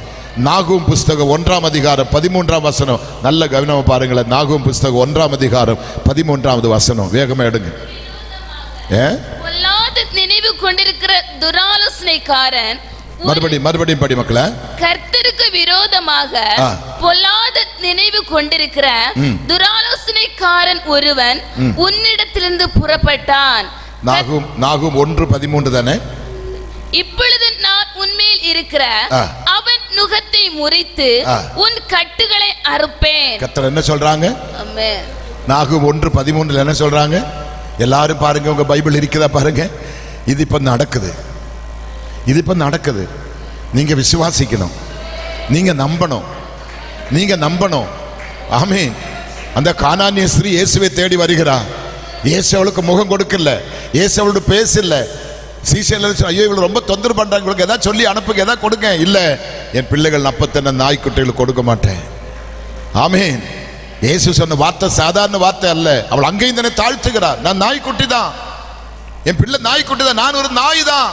ஆனா உங்க பிள்ளைகள் மேஜையிலிருந்து விழுது பார்த்த துணுக்கைகள், குப்பை, அந்த எச்சி, அது சாப்பிட்டு எத்தனை நாய்க்குட்டிங்க பிழைக்கிறாங்க. அதுல ஒரு நாய்க்குட்டி என்ன நினைச்சிடுங்கப்பா. உங்க பிள்ளைகளுடைய அப்பா எனக்கு வேண்டாம், உங்களோட சுகம் எனக்கு வேண்டாம். அந்த கீழே விழுறா பாருங்க துணுக்கை, அது போதும். இயேசு பிரமிக்கிறார் அந்த விசுவாசத்தை கண்டு. மகளே, உன் விசுவாசம் பெரியது, நீ சமாதானத்தோட போ. அவள் வீட்டிலே போய் பார்த்தால் மகள் கட்டுகள் அவிழ்க்கப்பட்டு பரிபூர்ண சுகத்தோடு நடமாடுகிறதை, அம்மாவை வரவேற்கிறதை, அம்மாவுக்கு ஓடி வந்து கட்டி முத்தம் கொடுக்கிறதை காண கர்த்தர் உதவி செய்தார். அவள் நோ விசுவாசி, அவள் நோ பெந்தகோசுகாரி, அவள் ஒரு கனானிய பெண், அந்நிய பெண். அவளுக்கு இறங்கின இயேசு இன்னைக்கு நாகூம் 1:13 என்ன சொல்லுகிறது பாருங்க. இப்பொழுதும் அவன் நுகத்தை முறித்து, கொஞ்சம் வெயிட் பண்ணு பிள்ளை, கொஞ்சம் வெயிட் பண்ணுங்க. இதை கேட்கும்போது நீங்க எல்லாம் அப்படியே கையை கட்டிட்டு ஏதோ எல்லாம் பறிபோன மாதிரி நீங்க இருக்கிறதை பார்த்தா எனக்கு ஒண்ணுமே புரியல. நீங்க எல்லாம் ரொம்ப ஃப்ரீடமா இருக்கிற மாதிரி எனக்கு தெரியுது. அடா வர்கீஸ, இது மாத்தி வேறொரு பிரசங்கத்தை சொல்லடா. எங்களுக்கு எந்த கட்டும் கிடையாதுடா, எங்களுக்கு எந்த பலவீனம் கிடையாதுடா, அப்படி இருக்கிற போல எனக்கு தெரியுது. ஆனா நான் சொல்றது கட்டுமா, என்னோட சுயத்தின்னும் புத்தின்னும் எதுவுமே இங்க நான் பேச முடியாது. ஒருத்தர் நீங்க பேசுறதுக்காக கொண்டு வந்திருக்கிறாங்க, நான் பேசல, அவர் தான் பேசி கொண்டிருக்கிறாங்க. நீ இதை எந்த அளவுக்கு விசுவாசிக்கிறேனோ, எந்த அளவுக்கு இதுக்கு இம்பார்ட்டன்ட் கொடுக்கிறேனோ, கனம் கொடுக்கிறேனோ, மகிமை கொடுக்கிறேனோ, அங்கேதான் கர்த்தர் உங்களுக்கு அற்புதத்தை செய்வார். நம்பலாமா? நம்பலாமா? மறுபடியும் படிப்பில்லை, அதே வசனத்தை படிப்பில்லை. இப்போதும் நான் உன்மேல் இருக்கிற, இப்போது நான் உன்மேல் இருக்கிற அவன் நுகத்தை, உன்மேல் இருக்கிற அவன் நுகத்தை, அவன் நுகத்தை முறித்து உன் கட்டுகளை முறித்து அவன் கட்டுகளை என்ன பண்ணுவேன்? அறுப்பேன். இது அவர் சொன்னா செய்வாரா செய்ய மாட்டாரா? அவர் வாயால சொல்றதே கையால செய்கிற தேவன். ஆமீன். எலெக்ஷனுக்கு எல்லாம் ஓட்டு கேட்டு வருமா, உங்களுக்கு குழா வேணுமா, ரோடு வேணுமா, வீடு வேணுமா, எல்லாம் நாங்க தர. ஜெயிச்சு வந்தான், ஓட்டு போடுங்க. ஜெயிச்சு ஓட்டு போட்டு வந்து அவன் எங்க போறது நமக்கு தெரியாது, அட்ரஸே இல்லை. இந்த இயேசு அப்படி அல்ல. வாயாலே ஒன்று சொன்னா அடுத்த நிமிஷமே கையாலதை செய்து தீர்ப்பர் கர்த்தர் தான். நாயின் ஒரு விதவையை பார்த்து அழாதென்று சொல்லி அடுத்த நிமிஷம் அந்த கண்ணீருக்கு பரிகாரத்துக்கு திரும்பி பாடையை தொட்டு மரித்தவனை எழுப்பி தாய் கிட்ட கொண்டு சிரிக்க வைத்த இயேசு இன்னைக்கு இந்த சபைக்கு வந்திருக்கிறார். ஒரு செகண்டுக்குள்ளே அவளை பார்த்து நீ அழாத மகளை சொல்லி அப்படியே பாடையை தொட்டு மகனை எழுப்பி தாய்க்கு கொடுத்து சிரிக்க வைத்த, மகிழ வைத்த இயேசு இன்னைக்கு பகல் இந்த இடத்துல உலாவிக் கொண்டிருக்கிறார். அவர்தான் உன் கழுத்தில நுகத்தை பார்க்கிற. என் கண்ணுக்கு தெரியல, இங்க இருக்கிற போதையர்களுக்கு யாருக்குமே கழுத்தில நுகம் தெரியல, உன் கட்டுகள் தெரியல, கர்த்தருக்கு தெரியுது. அந்த நுகத்தை உடைக்கிறதுக்காக தான் அந்த மீட்டிங்கை வைத்திருக்கிறோம். அந்த நுகத்தை, அந்த கட்டுகளை அறுக்கிறதுக்காக தான் என்னை இந்த இடத்துல அழைத்து கொண்டு கர்த்தர் வந்திருக்கிறோம். இது சபை போதகர் போட்ட பிளான் அல்ல, நான் போட்ட பிளான் அல்ல. பரலோகத்தில் தேவன் ஏற காலமாய் உங்களோட கண்ணீரை கண்டு, உங்க மன்றாட்டை கேட்டு, உங்க ஜெபத்தை கேட்டு, இன்றைக்கு சபைக்கு விடுதல், இன்றைக்கு வந்திருக்கிற மக்களுக்கு விடுதல் இயேசு தருகிறார். இயேசு தருகிறார். நீங்க அதை ஏற்றெடுக்கணும், நீங்க அதை விசுவாசிக்கணும். அப்பதான் இந்த சந்தோஷத்தை நீங்க உண்மையிலே அனுபவிக்கவும் ருசிக்கவும் கர்த்தர் உங்களுக்கு உதவி செய்வாராக. மக்களை வேகமா வாடா.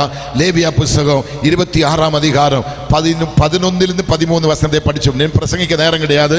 லேவியா புஸ்தகம் 26 11 13 வசனங்கள். உங்கள் நடுவில் என் வாசஸ்தலத்தை ஸ்தாபிப்பேன், என் ஆத்துமா உங்களை ஆரோசிப்பதில்லை, நான் உங்கள் நடுவிலே உலாவி உங்கள் தேவனாய் இருப்பேன். பாருங்கள், அவர் இன்னைக்கு இந்த நடுவிலே, உங்க நடுவிலே உலாவ போகிறார். உலாவி உங்க தேவனாய் இருப்பேன். நீங்கள் என் ஜனமாய் இருப்பீர்கள். என்னமா? நீங்கள் என் ஜனமாய் இருப்பீர்கள். நீங்கள் எனக்கு யாரா இருப்பீங்க? ஜனமாய். அடுத்தது, நீங்கள் எகிப்திற்கு அடிமைகளாய் இராதபடிக்கு நான் அவர்கள் தேசத்திலிருந்து உங்களை புறப்பட பண்ணி உங்கள் நுகத்தடிகளை முறித்து, உங்க நுகத்தடிகளை முறித்து உங்களை நிமிர்ந்து நடக்க பண்ணின உங்கள் தேவனாகிய கர்த்தர். இன்னைக்கு கர்த்தர் உங்களை எப்படி நடத்த போறாங்க? நான் சொல்லல, உங்க கழுத்திருக்கிற நுகத்தடிகளை முறித்து கர்த்தர் எப்படி நடத்த வைக்க போறாங்க? எல்லாரும் சொல்லுங்க, வாயில சொல்லுங்க. நிமிர்ந்து நடக்க வைக்கிற கர்த்தர், நிமரச் செய்கிற கர்த்தர். ஆமென். நிமரச் செய்கிற கர்த்தர், நிமரச் செய்கிற கர்த்தர், நிமரச் செய்கிற கர்த்தர் இன்னைக்கு இங்க வந்திருக்கிறார். நான் ஊழியக்காரர்களுக்கு சொல்றேன், கர்த்தர் ஊழியத்தின் பாதையில் உங்களை நிமரச் செய்ய போகிறார். எல்லா விதத்திலும் கர்த்தருடைய ஆசீர்வாதம் உங்கள் மேல் வரப்போகுது. ஊழியக்காரிகளுக்கு நான் சொல்றேன், கர்த்தருடைய மகிமை இங்க வெளிப்பட போகுது, வல்லமை வெளிப்பட போகுது. நீங்கள் லேசப்பட்ட ஆட்கள் கிடையாது, நீங்கள் சாதாரண ஆட்கள் கிடையாது. கர்த்தர் இன்றைக்கு உன்னை நிமரச் செய்ய இந்த நாளை குறித்து வைங்க, இந்த டேட்டை குறித்து வைங்க, இந்த நேரத்தை குறித்து வைங்க. இப்ப கூனி ஒடுங்கி வந்த நீ இப்ப நிமிர்ந்து நிற்கிறார். ஹல்லேலூயா. உன்னை கூன வைத்தவனுக்கு முன்பாக நிமிர்ந்து நிற்கிறார்.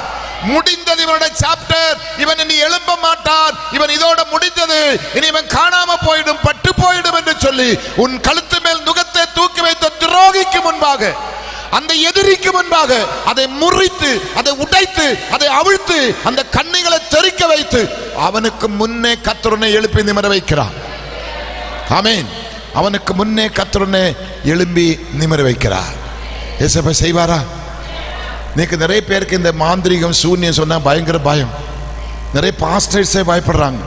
கர்த்தருக்கு சோதனை. சிலர் சொல்றான், நான் அந்த இடத்துல போய் ஜெபம் பண்ணி வந்தேன், அவங்களுக்கு ரொம்ப தலைவலியா இருந்தது, நான் ஜெபம் பண்ணி வந்த உடனே அப்படியே எனக்கு என்ன வந்துச்சு, இங்கே அப்படி யாருக்கு இல்லைன்னு நினைக்கிறேன், தலைவலி வந்துச்சு பாஸ்டர். அவங்களுக்கு ஒரே நெஞ்சு வலியா இருந்தது, நான் போய் ஜெபம் பண்ணேன், எனக்கு ஒரே நெஞ்சு வலியா இருக்குது பாஸ்டர். அவங்களுக்கு 7 பூதம் இருந்தது, அந்த 7 பூதத்தை நான் போய் துரத்தினேன், எனக்கு இப்போ 14 பூதம் இருக்கிற மாதிரி தெரியுது. எத்தனை பூதத்தை துரத்திட்டு வந்திருக்கிறோம்? வேதத்தில் அப்படி இல்லை. வேதத்தில் அப்படி எங்குமே நீங்க பார்க்க முடியாது. எதிர்த்து நில்லுங்கள், அவன் உங்களை விட்டு ஓடி போகும். இங்க பக்கத்துல ஒரு இடத்துல 5வது வருஷம் கன்வென்ஷனுக்கு நான் வந்திருக்கிறேன். 4 நாட்கள் தொடர்ந்து நான் பேசுவேன். மலை அடிவாரம் 5வது, இன்னைக்கு அந்த பிள்ளைங்கெல்லாம் சாயங்காலம் இங்கே வருவாங்க. 5வது வருஷம் நான் பேச வந்திருக்கிறேன். 4 இடத்துல, திரிவாண்டத்தில், கொல்லத்தில், கோட்டயத்தில் எல்லாம் பேசி 4 இடத்துல கன்வென்ஷன் முடித்து ஒரு சத்த பணமா இந்த பிள்ளைகள் வீட்டுக்கு நான் வந்தேன். வந்த உடனே சொன்னது, எனக்கு குளிக்க தண்ணி ரெடி பண்ணி வை, கொஞ்சம் பொடியரிசி, அந்த நொய்யரிசி போட்டு கஞ்சி கொஞ்சம் காய்ச்சி கொடு, எனக்கு நிற்க பலன் இல்லை, எலும்ப முடியல, இன்னைக்கு நைட் எப்படி போய் நான் பிரசங்கம் பண்ணுறது தெரியல என்று சொல்லி இந்த பிள்ளைங்க அதெல்லாம் செய்துட்டு இருக்கிற நேரத்தில் நான் குளிக்க போய் குளிச்சு உள்ளே வந்து ட்ரெஸ் மாறுற நேரத்தில் ஆண்டு சொல்கிறான், நீ அந்த கிரவுண்டுக்கு போக சொல்கிறேன், இன்னும் கஞ்சி குடிக்கல, நீ அந்த கிரவுண்டுக்கு போக சொன்ன. எனக்கு ஆண்டு மேல் ரொம்ப கோபம், நீ உடனே கிளம்பி அந்த கிரவுண்டுக்கு போ. உடனே பிள்ளைகளை கூப்பிட்டு வண்டி வர சொல்லி நாங்கள் எல்லாருமா சேர்ந்து அந்த கிரவுண்டுக்கு போனேன். காலையில் ஒரு 7-8 மணிக்கு 2 பேர்களாக சேர்ந்து அந்த கிரவுண்டு மத்திய பகுதியில் ஒரு ஆட்டுக்கடாவை கொண்டு வந்து வெட்டி பலி கொடுத்து அந்த ரத்தத்தை ஸ்டேஜ் கிரவுண்டு முழுவதும் தளிச்சிருக்கிறாங்க. அவன் ஆடு வெட்டினது ரத்தம் காயவே இல்லை, அப்படி பச்சையாக கிடக்கு அந்த ரத்தம். இதை பார்த்து அந்த பாஸ்டர் பயந்து நடுங்கி, என்ன நடக்க, இவன் செய்தது நான் அங்கே சாகணும், அந்த ஸ்டேஜிலே நான் சாகணும். கர்த்தருக்கு ஸ்தோத்திரம். இப்போ எத்தனை வருஷம் இருக்கு? 2 வருஷமா. கொரோனாவுக்கு முன்னே இல்லையா? கர்த்தருக்கு ஸ்தோத்திரம். நான் அங்கே சாகணும். நான் போய் பார்க்குறேன், பாஸ்டர் கை கால் நடுங்குது, என்ன பண்ணுறது தெரியல. ஐயா என்ன நடந்து சொல்லு. இல்லை ஒன்றும் இல்லை, நீங்கள் ஜெபம் பண்ணிட்டு போங்க. ஒன்றும் இல்லை, ஜெபம் பண்ணிட்டு போங்க. இல்லை பாஸ்டர் சொல்லுங்க சொன்ன. அவர் சொல்லவே மாட்டாங்க. கடைசியாக சொன்னேன், பாஸ்டர் இந்த மீட்டிங் நடக்குமோ தெரியாது பாஸ்டர், ஸ்டேஜில் எல்லாம் ரத்தம், கிரவுண்டில் எல்லாம் ரத்தம் தளிச்சிருக்கிறேன். என்ன ரத்தம்? ஆட்டு ரத்தம் பாஸ்டர். அது ஆட்டு ரத்தம், எனக்குள்ள இருக்கிறது இயேசு ரத்தம். ஆமென். என்னை கவர் பண்ணியிருக்கிறது இயேசுவின் ரத்தம். அந்த ஆடு அவர் படைக்கப்பட்ட ஆடு, அவருடைய சிருஷ்டிப்பு, ஒரு மிருகம். அந்த ரத்தம் என்னை ஒன்றும் செய்ய முடியாது பாஸ்டர். இந்த மீட்டிங் சக்சஸ் ஆகும். எத்தனை பேர் விசுவாசிக்கிறீங்க? எத்தனை பேர் விசுவாசிக்கிறீங்க? அன்னைக்கு சாயங்காலம் அன்னைக்கு நான் தீர்மானம் எடுத்தேன், இந்த மீட்டிங் முடிந்து சண்டே நைட் ஆசீர்வாதம் கூற வரைக்கும் எந்த ஃபுட்டு எடுக்க மாட்டேன், எந்த ஜூஸும் குடிக்க மாட்டேன், இளநீரும் குடிக்க மாட்டேன், எதுவுமே குடிக்க மாட்டேன். இந்த இடத்துல நான் ஆராதிக்கிற தேவன் யார் என்பதை நிரூபித்து காட்டிதான் இந்த இடத்துல நான் போவேன்னு சொல்லி சவாலோடு எழும்பி நிற்க முடியல. கைகால் ஆடுது, மைக்கு கையில் பிடிக்க முடியல, பைபிள் எடுக்க முடியல. பைபிள் எல்லாம் யாரும் எடுத்த ஸ்டேஜில் கொண்டு வைக்கணும், அவ்வளோ பலவீனம். எனக்கு பின்னாடி இங்கே எல்லாம் மூத்த போதர்களும் கிட்டத்தட்ட ஒரு 30-40 போதகர்கள் ஸ்டேஜில் உட்கார்ந்துட்டு இருக்கிறேன். ஃபர்ஸ்ட் டே வந்து பார்க்குற, கடைசி நாளில் வர்ற கூட்டம் ஃபர்ஸ்ட் டே வந்திருக்குது. ஃபர்ஸ்ட் டே வந்திருக்குது. அன்னைக்கு எழும்பி மைக்கை எடுத்து ஒரு சவால் கொடுத்தேன், நீயா நானா, உன் நாட்டு ரத்தமா இயேசு ரத்தமா பார்க்க தான் போறேன், ஆனால் உன்னை மன்னிக்கிற இயேசு இங்கே இருக்கிறார்.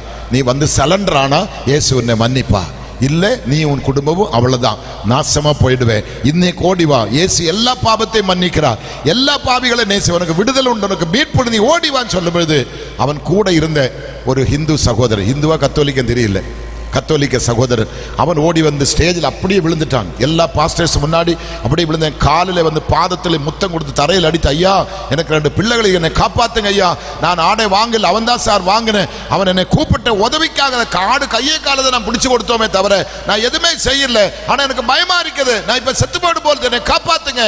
அவன் சலண்டர் ஆயிட்டான். அன்னைக்கு நைட் அவன் வந்து சர்ச்சிலே சாப்பாடு பெருமாற ஆரம்பிச்சது. ஆனால் மற்றவன் பக்கத்தில் இருக்கிறான், அவன் ஒரு பெந்தகோசு விசுவாசி, பெந்தகோசு விசுவாசி. அவன் தான் ஆடை கொண்டு வெட்டினேன். நடந்த சம்பவம் நீங்க பேப்பர்ல டிவியில பார்த்திருக்கலாம். உலகமே அதிரக்கூடிய காரியம். மறுநாள் காலமே பார்க்கிறேன், அவனுக்கு ஒரு மகள், அழகான பெண், அவளை ரப்பர் தோட்டத்துக்கு போகும்போது ரப்பர் ஒடிஞ்சு விழுந்து, காற்று இல்லை, மழை இல்லை, ரப்பர் ஒடிஞ்சு விழுந்து மண்டை பிளந்து 12 தையல். அதில் அவன் திருந்தில்லை. அவன் வீட்டில் போய் போர் மோட்டர் அடித்து பார்க்குற, ஒரு சொட்டு தண்ணி வரல. போருக்குள்ளே பெரிய பாறாங்கல் வந்து அடைஞ்ச மாதிரி அடைஞ்சிருக்குது. லாரி வந்து நின்று போர் போடுற லாரி வந்து நின்று அடித்து பார்க்குற, அவங்க தோற்று போயிட்டாங்க. அவன் ஒரு லாரி வச்சிருந்தது, என்ஜின் ஃபயர் ஆகி எல்லாமே கரிஞ்சு சாம்பல் ஆகுது. அவன் திருந்தில்லை. பல சோதனை கொடுத்து அவன் திருந்தில்லை. கடைசி அவனோட மகள் கல்லூரி படிப்பு முடித்து பட்டத்தை வாங்கி பட்டத்தாரியா வீட்டில் வந்து, அந்த பக்கம் பாட்டி இந்த பக்கம் அம்மா, நடுவில் அவள் படுத்திருக்கிறாங்க.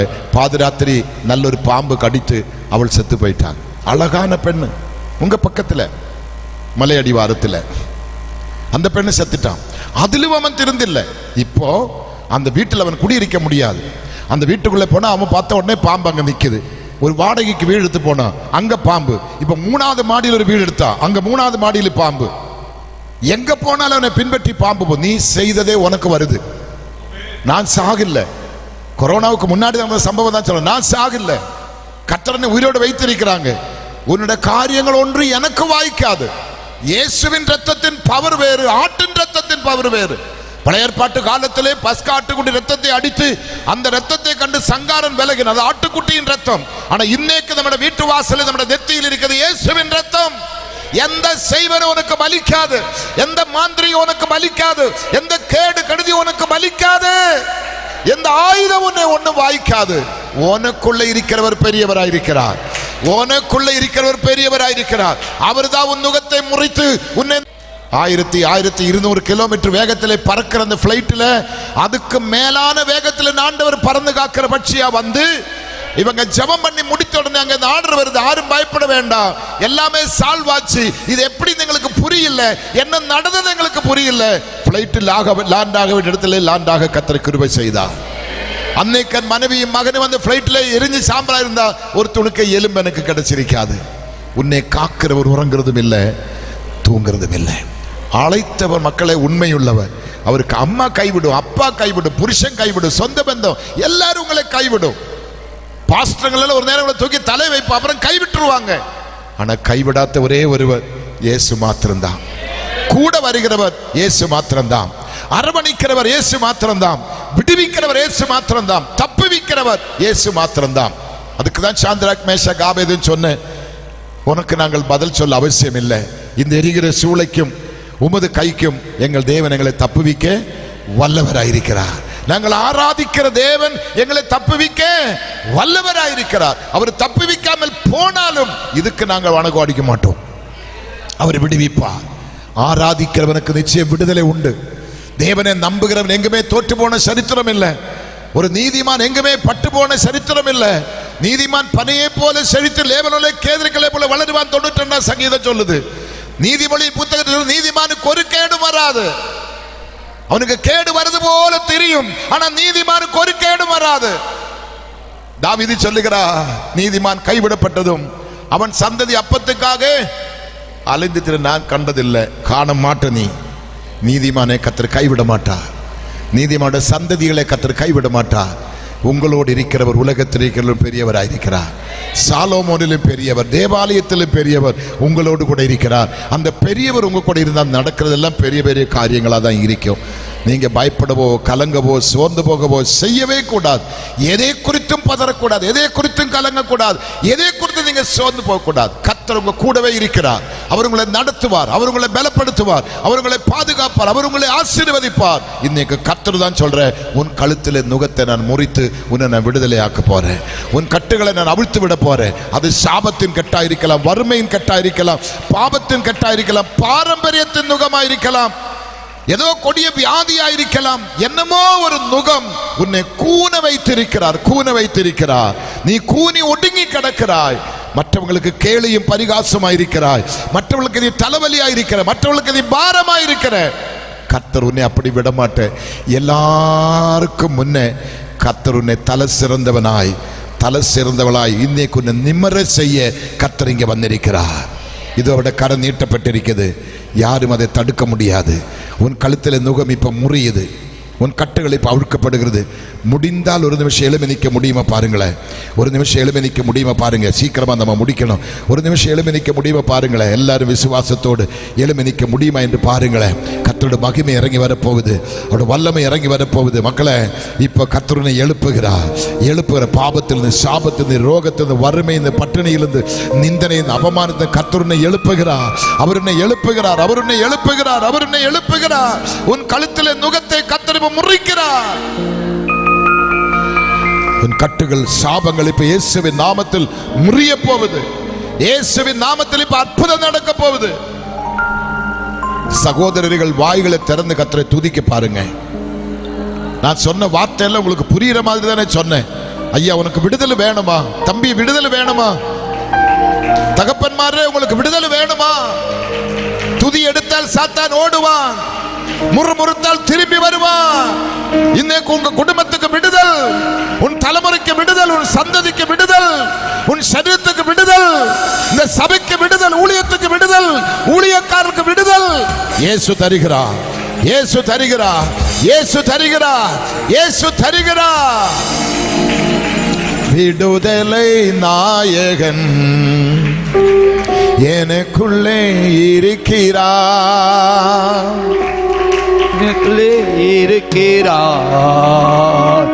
என்னே ஆனந்தம்.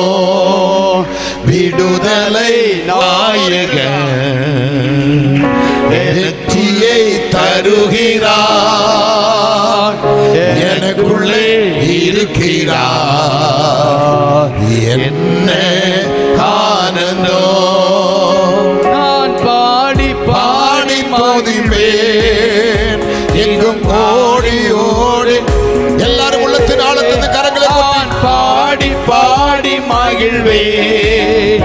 தினம் ஆடி ஆடி துதிப்பேன்.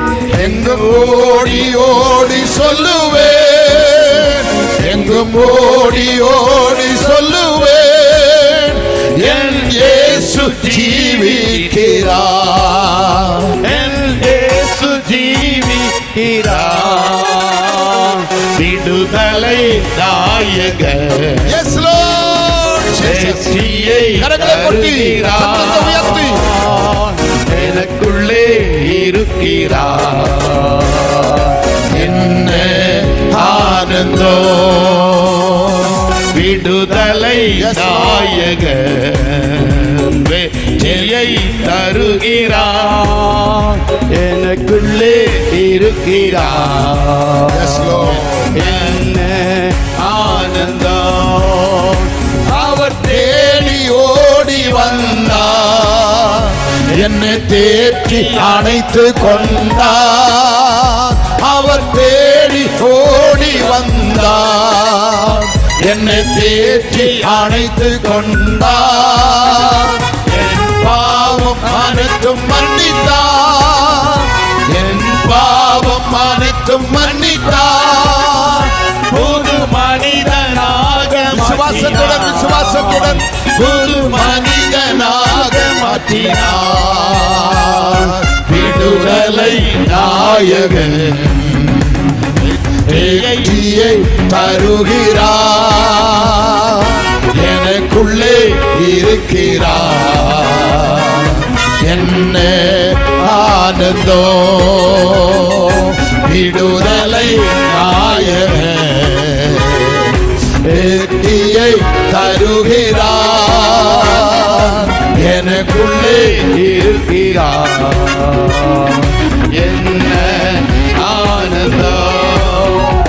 அவர் அன்பின் அபிஷேகத்தால் என்னை நிரப்பி நடத்துகின்றார்.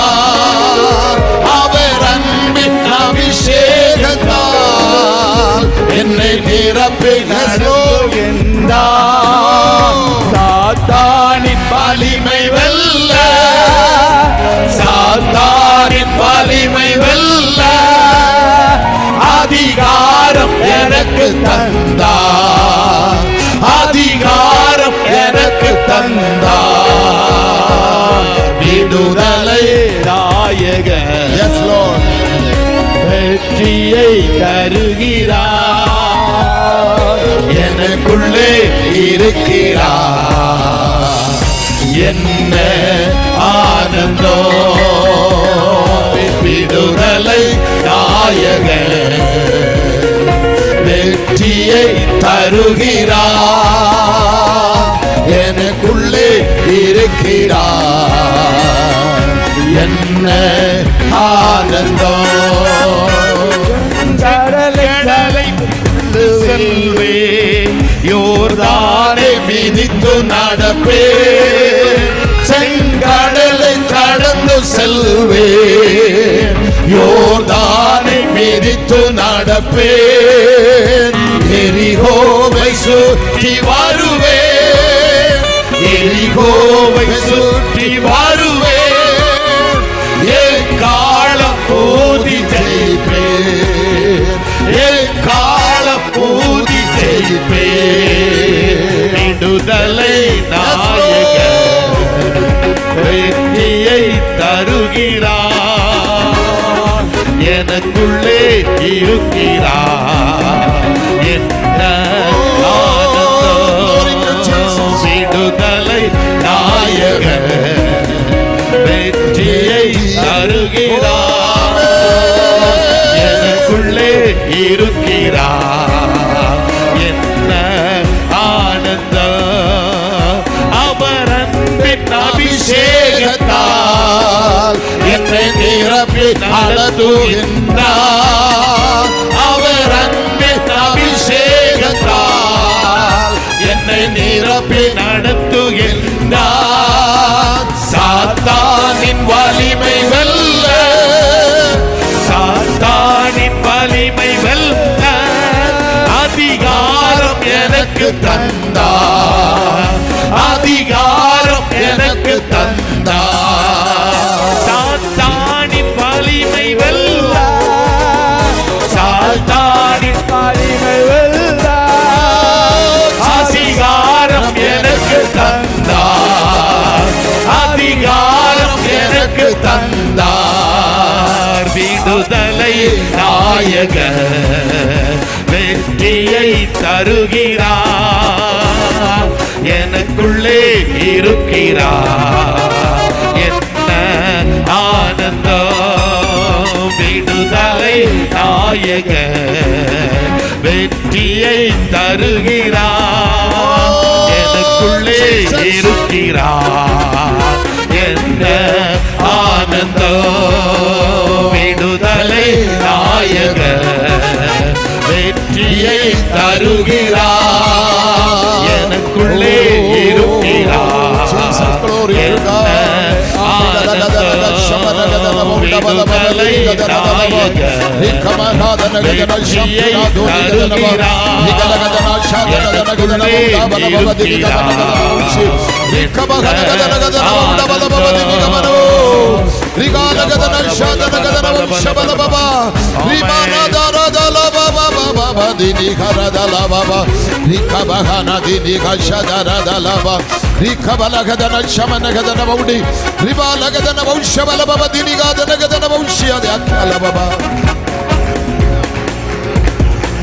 Thank you, Jesus.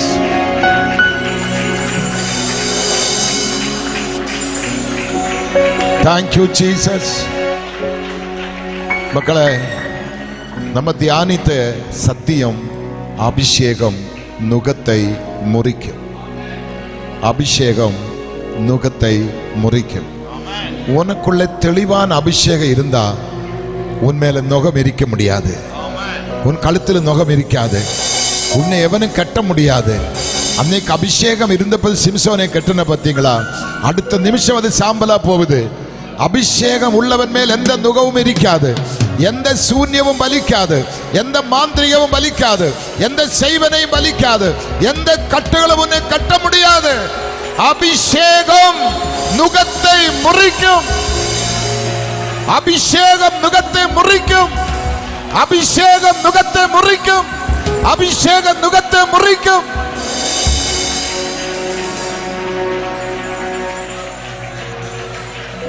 நல்ல ஆவியில நிரம்ப முடியுமா பாருங்களேன். நல்ல அந்நிய பாஷையிலே கர்த்தரை ஆராதிக்க முடியுமா பாருங்க. உங்க அபிஷேகத்தை புதுப்பீங்க, அபிஷேகத்தை புதுப்பீங்க. அபிஷேகம் இல்லாதவங்க பெற்றுக்கொள்ளுங்க, அந்த கிருபையை பெற்றுக்கொள்ளுங்க. கர்த்தருடைய மகிமை உங்கள் இறங்கட்டும். ஆவியில நிரம்புங்க, நல்ல ஆவியில உண்மையிலே கர்த்தரை ஆராதனை செய்யுங்க. அக்கினி பற்றி எரியட்டும், அக்கினி பற்றி எரியட்டும். அபிஷேகம் நுகத்தை முறிக்குது, அபிஷேகம் நுகத்தை முறிக்குது, அபிஷேகம் நுகத்தை முறிக்குது. இதோ என் கரம் நீட்டப்பட்டிருக்கிறது. யார் அதை வர்த்தமாக்குவார்? யார் அதை தடுப்பார்? அவர் நிர்ணயித்திருக்கிறார். அவர் நிர்ணயித்ததை யாரும் மாற்ற முடியாது. ஜீசஸ், ஜீசஸ், அவர் நிர்ணயித்ததை யாரும் மாற்ற முடியாது. ஜீசஸ், ஆமென். கொஞ்ச நேரம் அபிஷேகத்தில் பேச முடியுமா பாருங்களேன். கைகளை கொட்டணும் அவசியம் இல்லை, கைகளை கொட்டாமலே அந்நிய பாஷை பேச முடியுமா பாருங்க.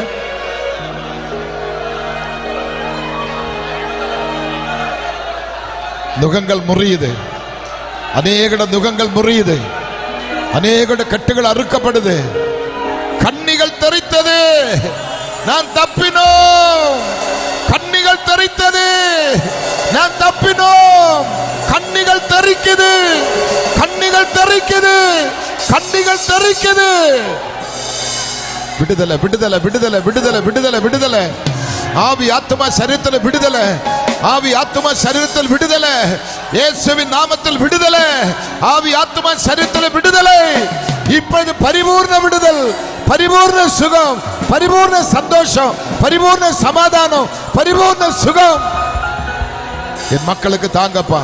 பேசுங்க, பேசுங்க, பேசுங்க, விடாம பேசுங்க, அந்நிய பாஷையிலே பேசுங்க. பரலோகம் இறங்கி வருகிறது. அவர் இந்த மத்திய உலாவிக் கொண்டிருக்கிறார், அவர் மத்திய வெளிப்பட்டு வந்திருக்கிறார். அவருடைய கரம் தொட்டப்பட்டு கொண்டிருக்கிறது, அவருடைய கரத்தின் கிரியைகள் வெளிப்பட்டு கொண்டிருக்கிறது.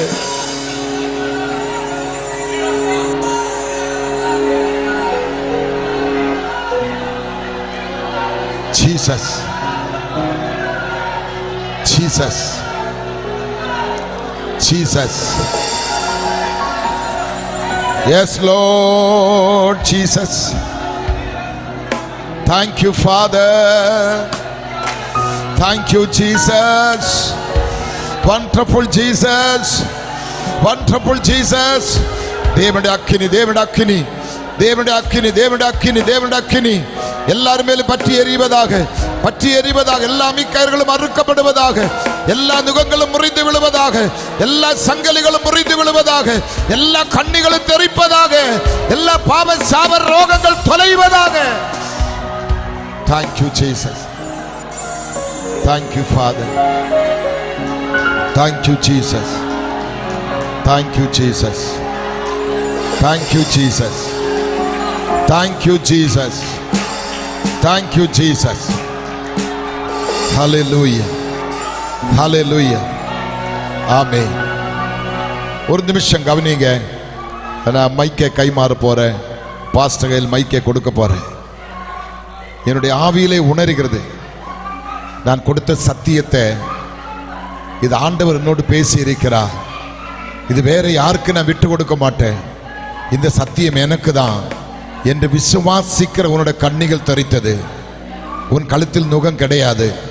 இனி எந்த சாபக்கட்டும் உனக்கு கிடையாது. இனி எந்த பாவக்கட்டும் உனக்கு கிடையாது. இனி எந்த தரித்திரம் உனக்கு கிடையாது. உங்க கடன் சாபங்கள் எல்லாம் தொலையுது. உன் குடும்பத்தோட தரித்திரம் தொலையுது. உன் வறுமை மாறுது, உன் பட்டினி மாறுது, உன் சாபங்கள் தொலையுது, உன் பாவங்கள் தொலையுது.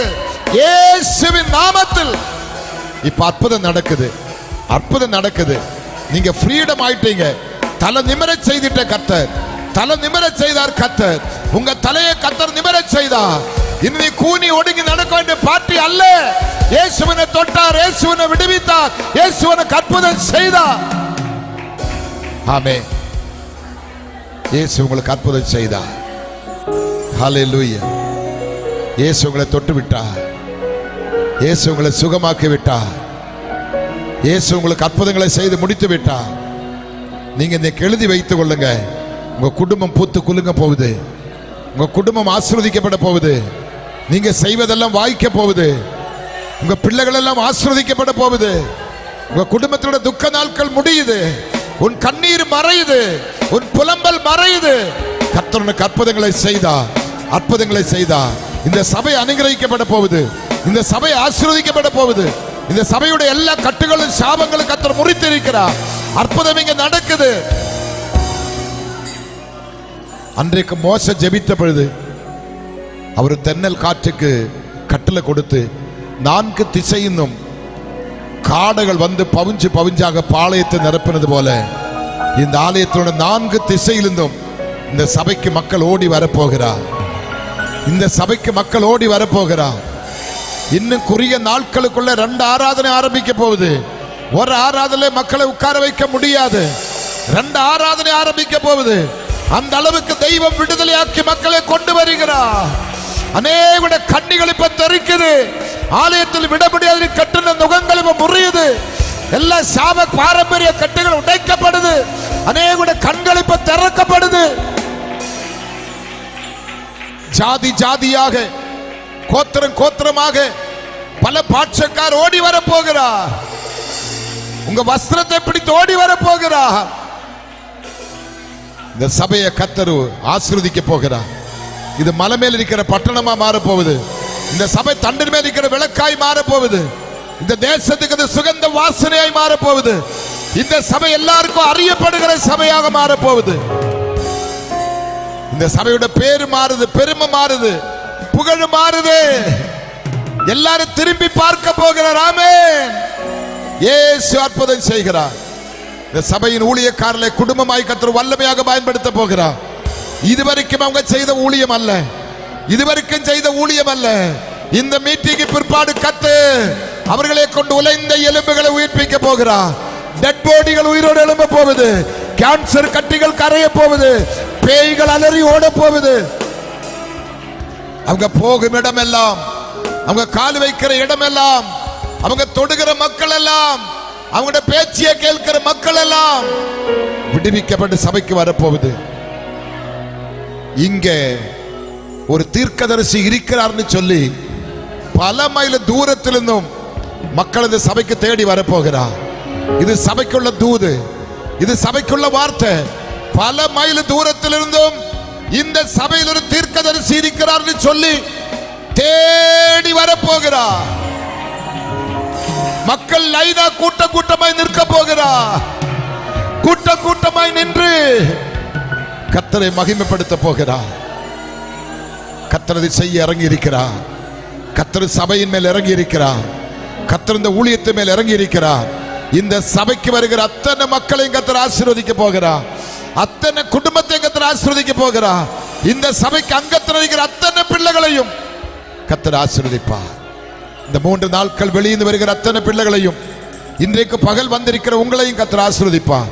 இங்க பாடுகிற ஊழியர்கள், இங்க இசை வாசிக்கிற பிள்ளைகள், இங்க ஆபரேட் பண்ற பிள்ளைகள், அவங்களெல்லாம் கர்த்தர் இன்னும் வல்லமையாக பயன்படுத்த போகிறார்.